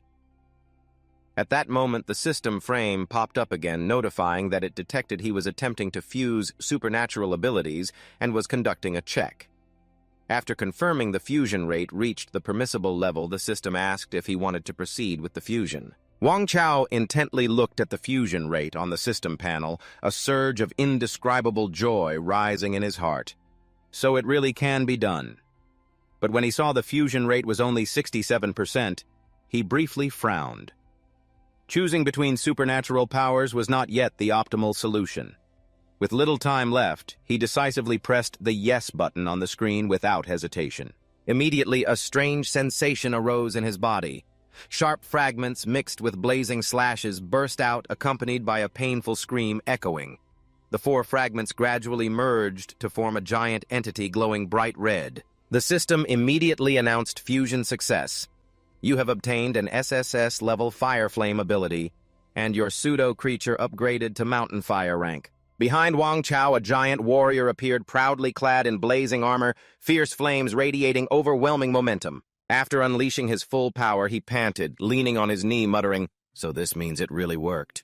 Still amazed by the new supernatural ability, Wang Chao glanced at the giant entity beside him. A strange feeling rose, as if there was more than one body. In the distance, Zhao Yingyuan struggled to maintain the containment box imprisoning Bole, preventing him from escaping. Wang Chao shouted loudly, "Xiao Yan, get out of the way!" He took a stance ready to confront the monster hand to hand. Zhao Yingyuan grinned mischievously and replied, "I've been waiting for you for a long time." As Wang Chao turned and threw a punch, the giant warrior behind him also swung a blazing fist directly at Bole.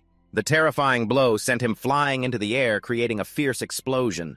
The ground and rocks in front of Wang Chao shattered dust thick in the air. He silently marveled at the destructive force reaching Mountain Fire rank. No wonder it was an SSS-level supernatural ability. Bole struggled to stand, his body trembling and smoking as if just scorched. Wang Chao clenched his flaming hand tightly, his eyes sparkling with excitement. Too strong Bole, in his pseudo-undead form, roared angrily, his voice full of rage at possessing a new power. Wang Chao showed no fear toward anyone, curling his lips into a confident smile. Indeed, this was the true way to link multiple supernatural abilities in a reflective fusion. A punch blazing like hellfire was thrown along with the determined shout of the giant warrior behind him. At the same time, he swung his fist, creating a devastating strike. Bole couldn't block it, and only absorbed the blow, being flung far and smashing hard into a nearby pillar. A loud boom shook the entire space. He squinted in disbelief at what was happening, grinding his teeth as he struggled to stand. Seeing Bole still stubbornly resisting, Wang Chao spread his arms wide and unleashed the warrior's move.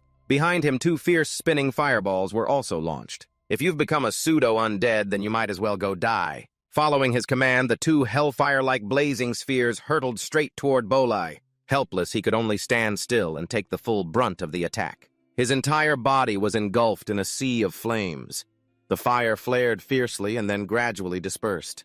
Through the drifting smoke, as the dust settled, Bole's battered body was revealed with a few embers still slowly burning parts of his flesh. Wang Chao looked at him and slightly curled his lips as if appreciating the resilience. Wow, still didn't burn to death. From above, Zhao Yingyuan grinned mischievously, swooping down with a volley of sharp weapons like gigantic nails toward me. Then she shouted. Bole arched his body. From his arms and back sprouted numerous long, thick bone segments like shields.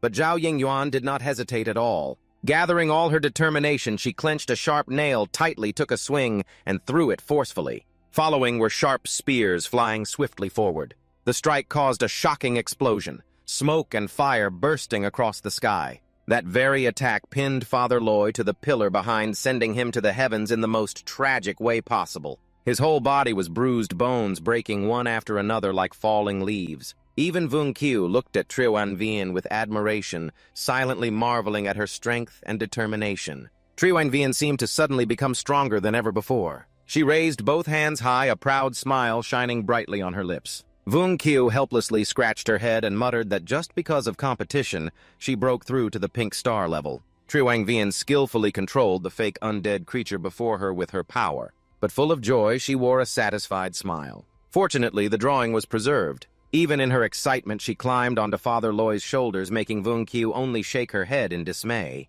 Her brain is way too complicated to understand. The giant fighter behind him, after completing his mission, gradually faded into the air, leaving flickering sparks behind. But defeating Father Loi didn't mean the battle was over. Vunkyu glanced at the fake undead creatures swirling around, a smirk forming on her lips. Next, let's deal with these guys. Suddenly, a loud alarm bell blared, tearing through the space. Vunkyu immediately recognized the emergency situation. City, fallen alert. Trio Anvin was stunned and exclaimed, "Huh,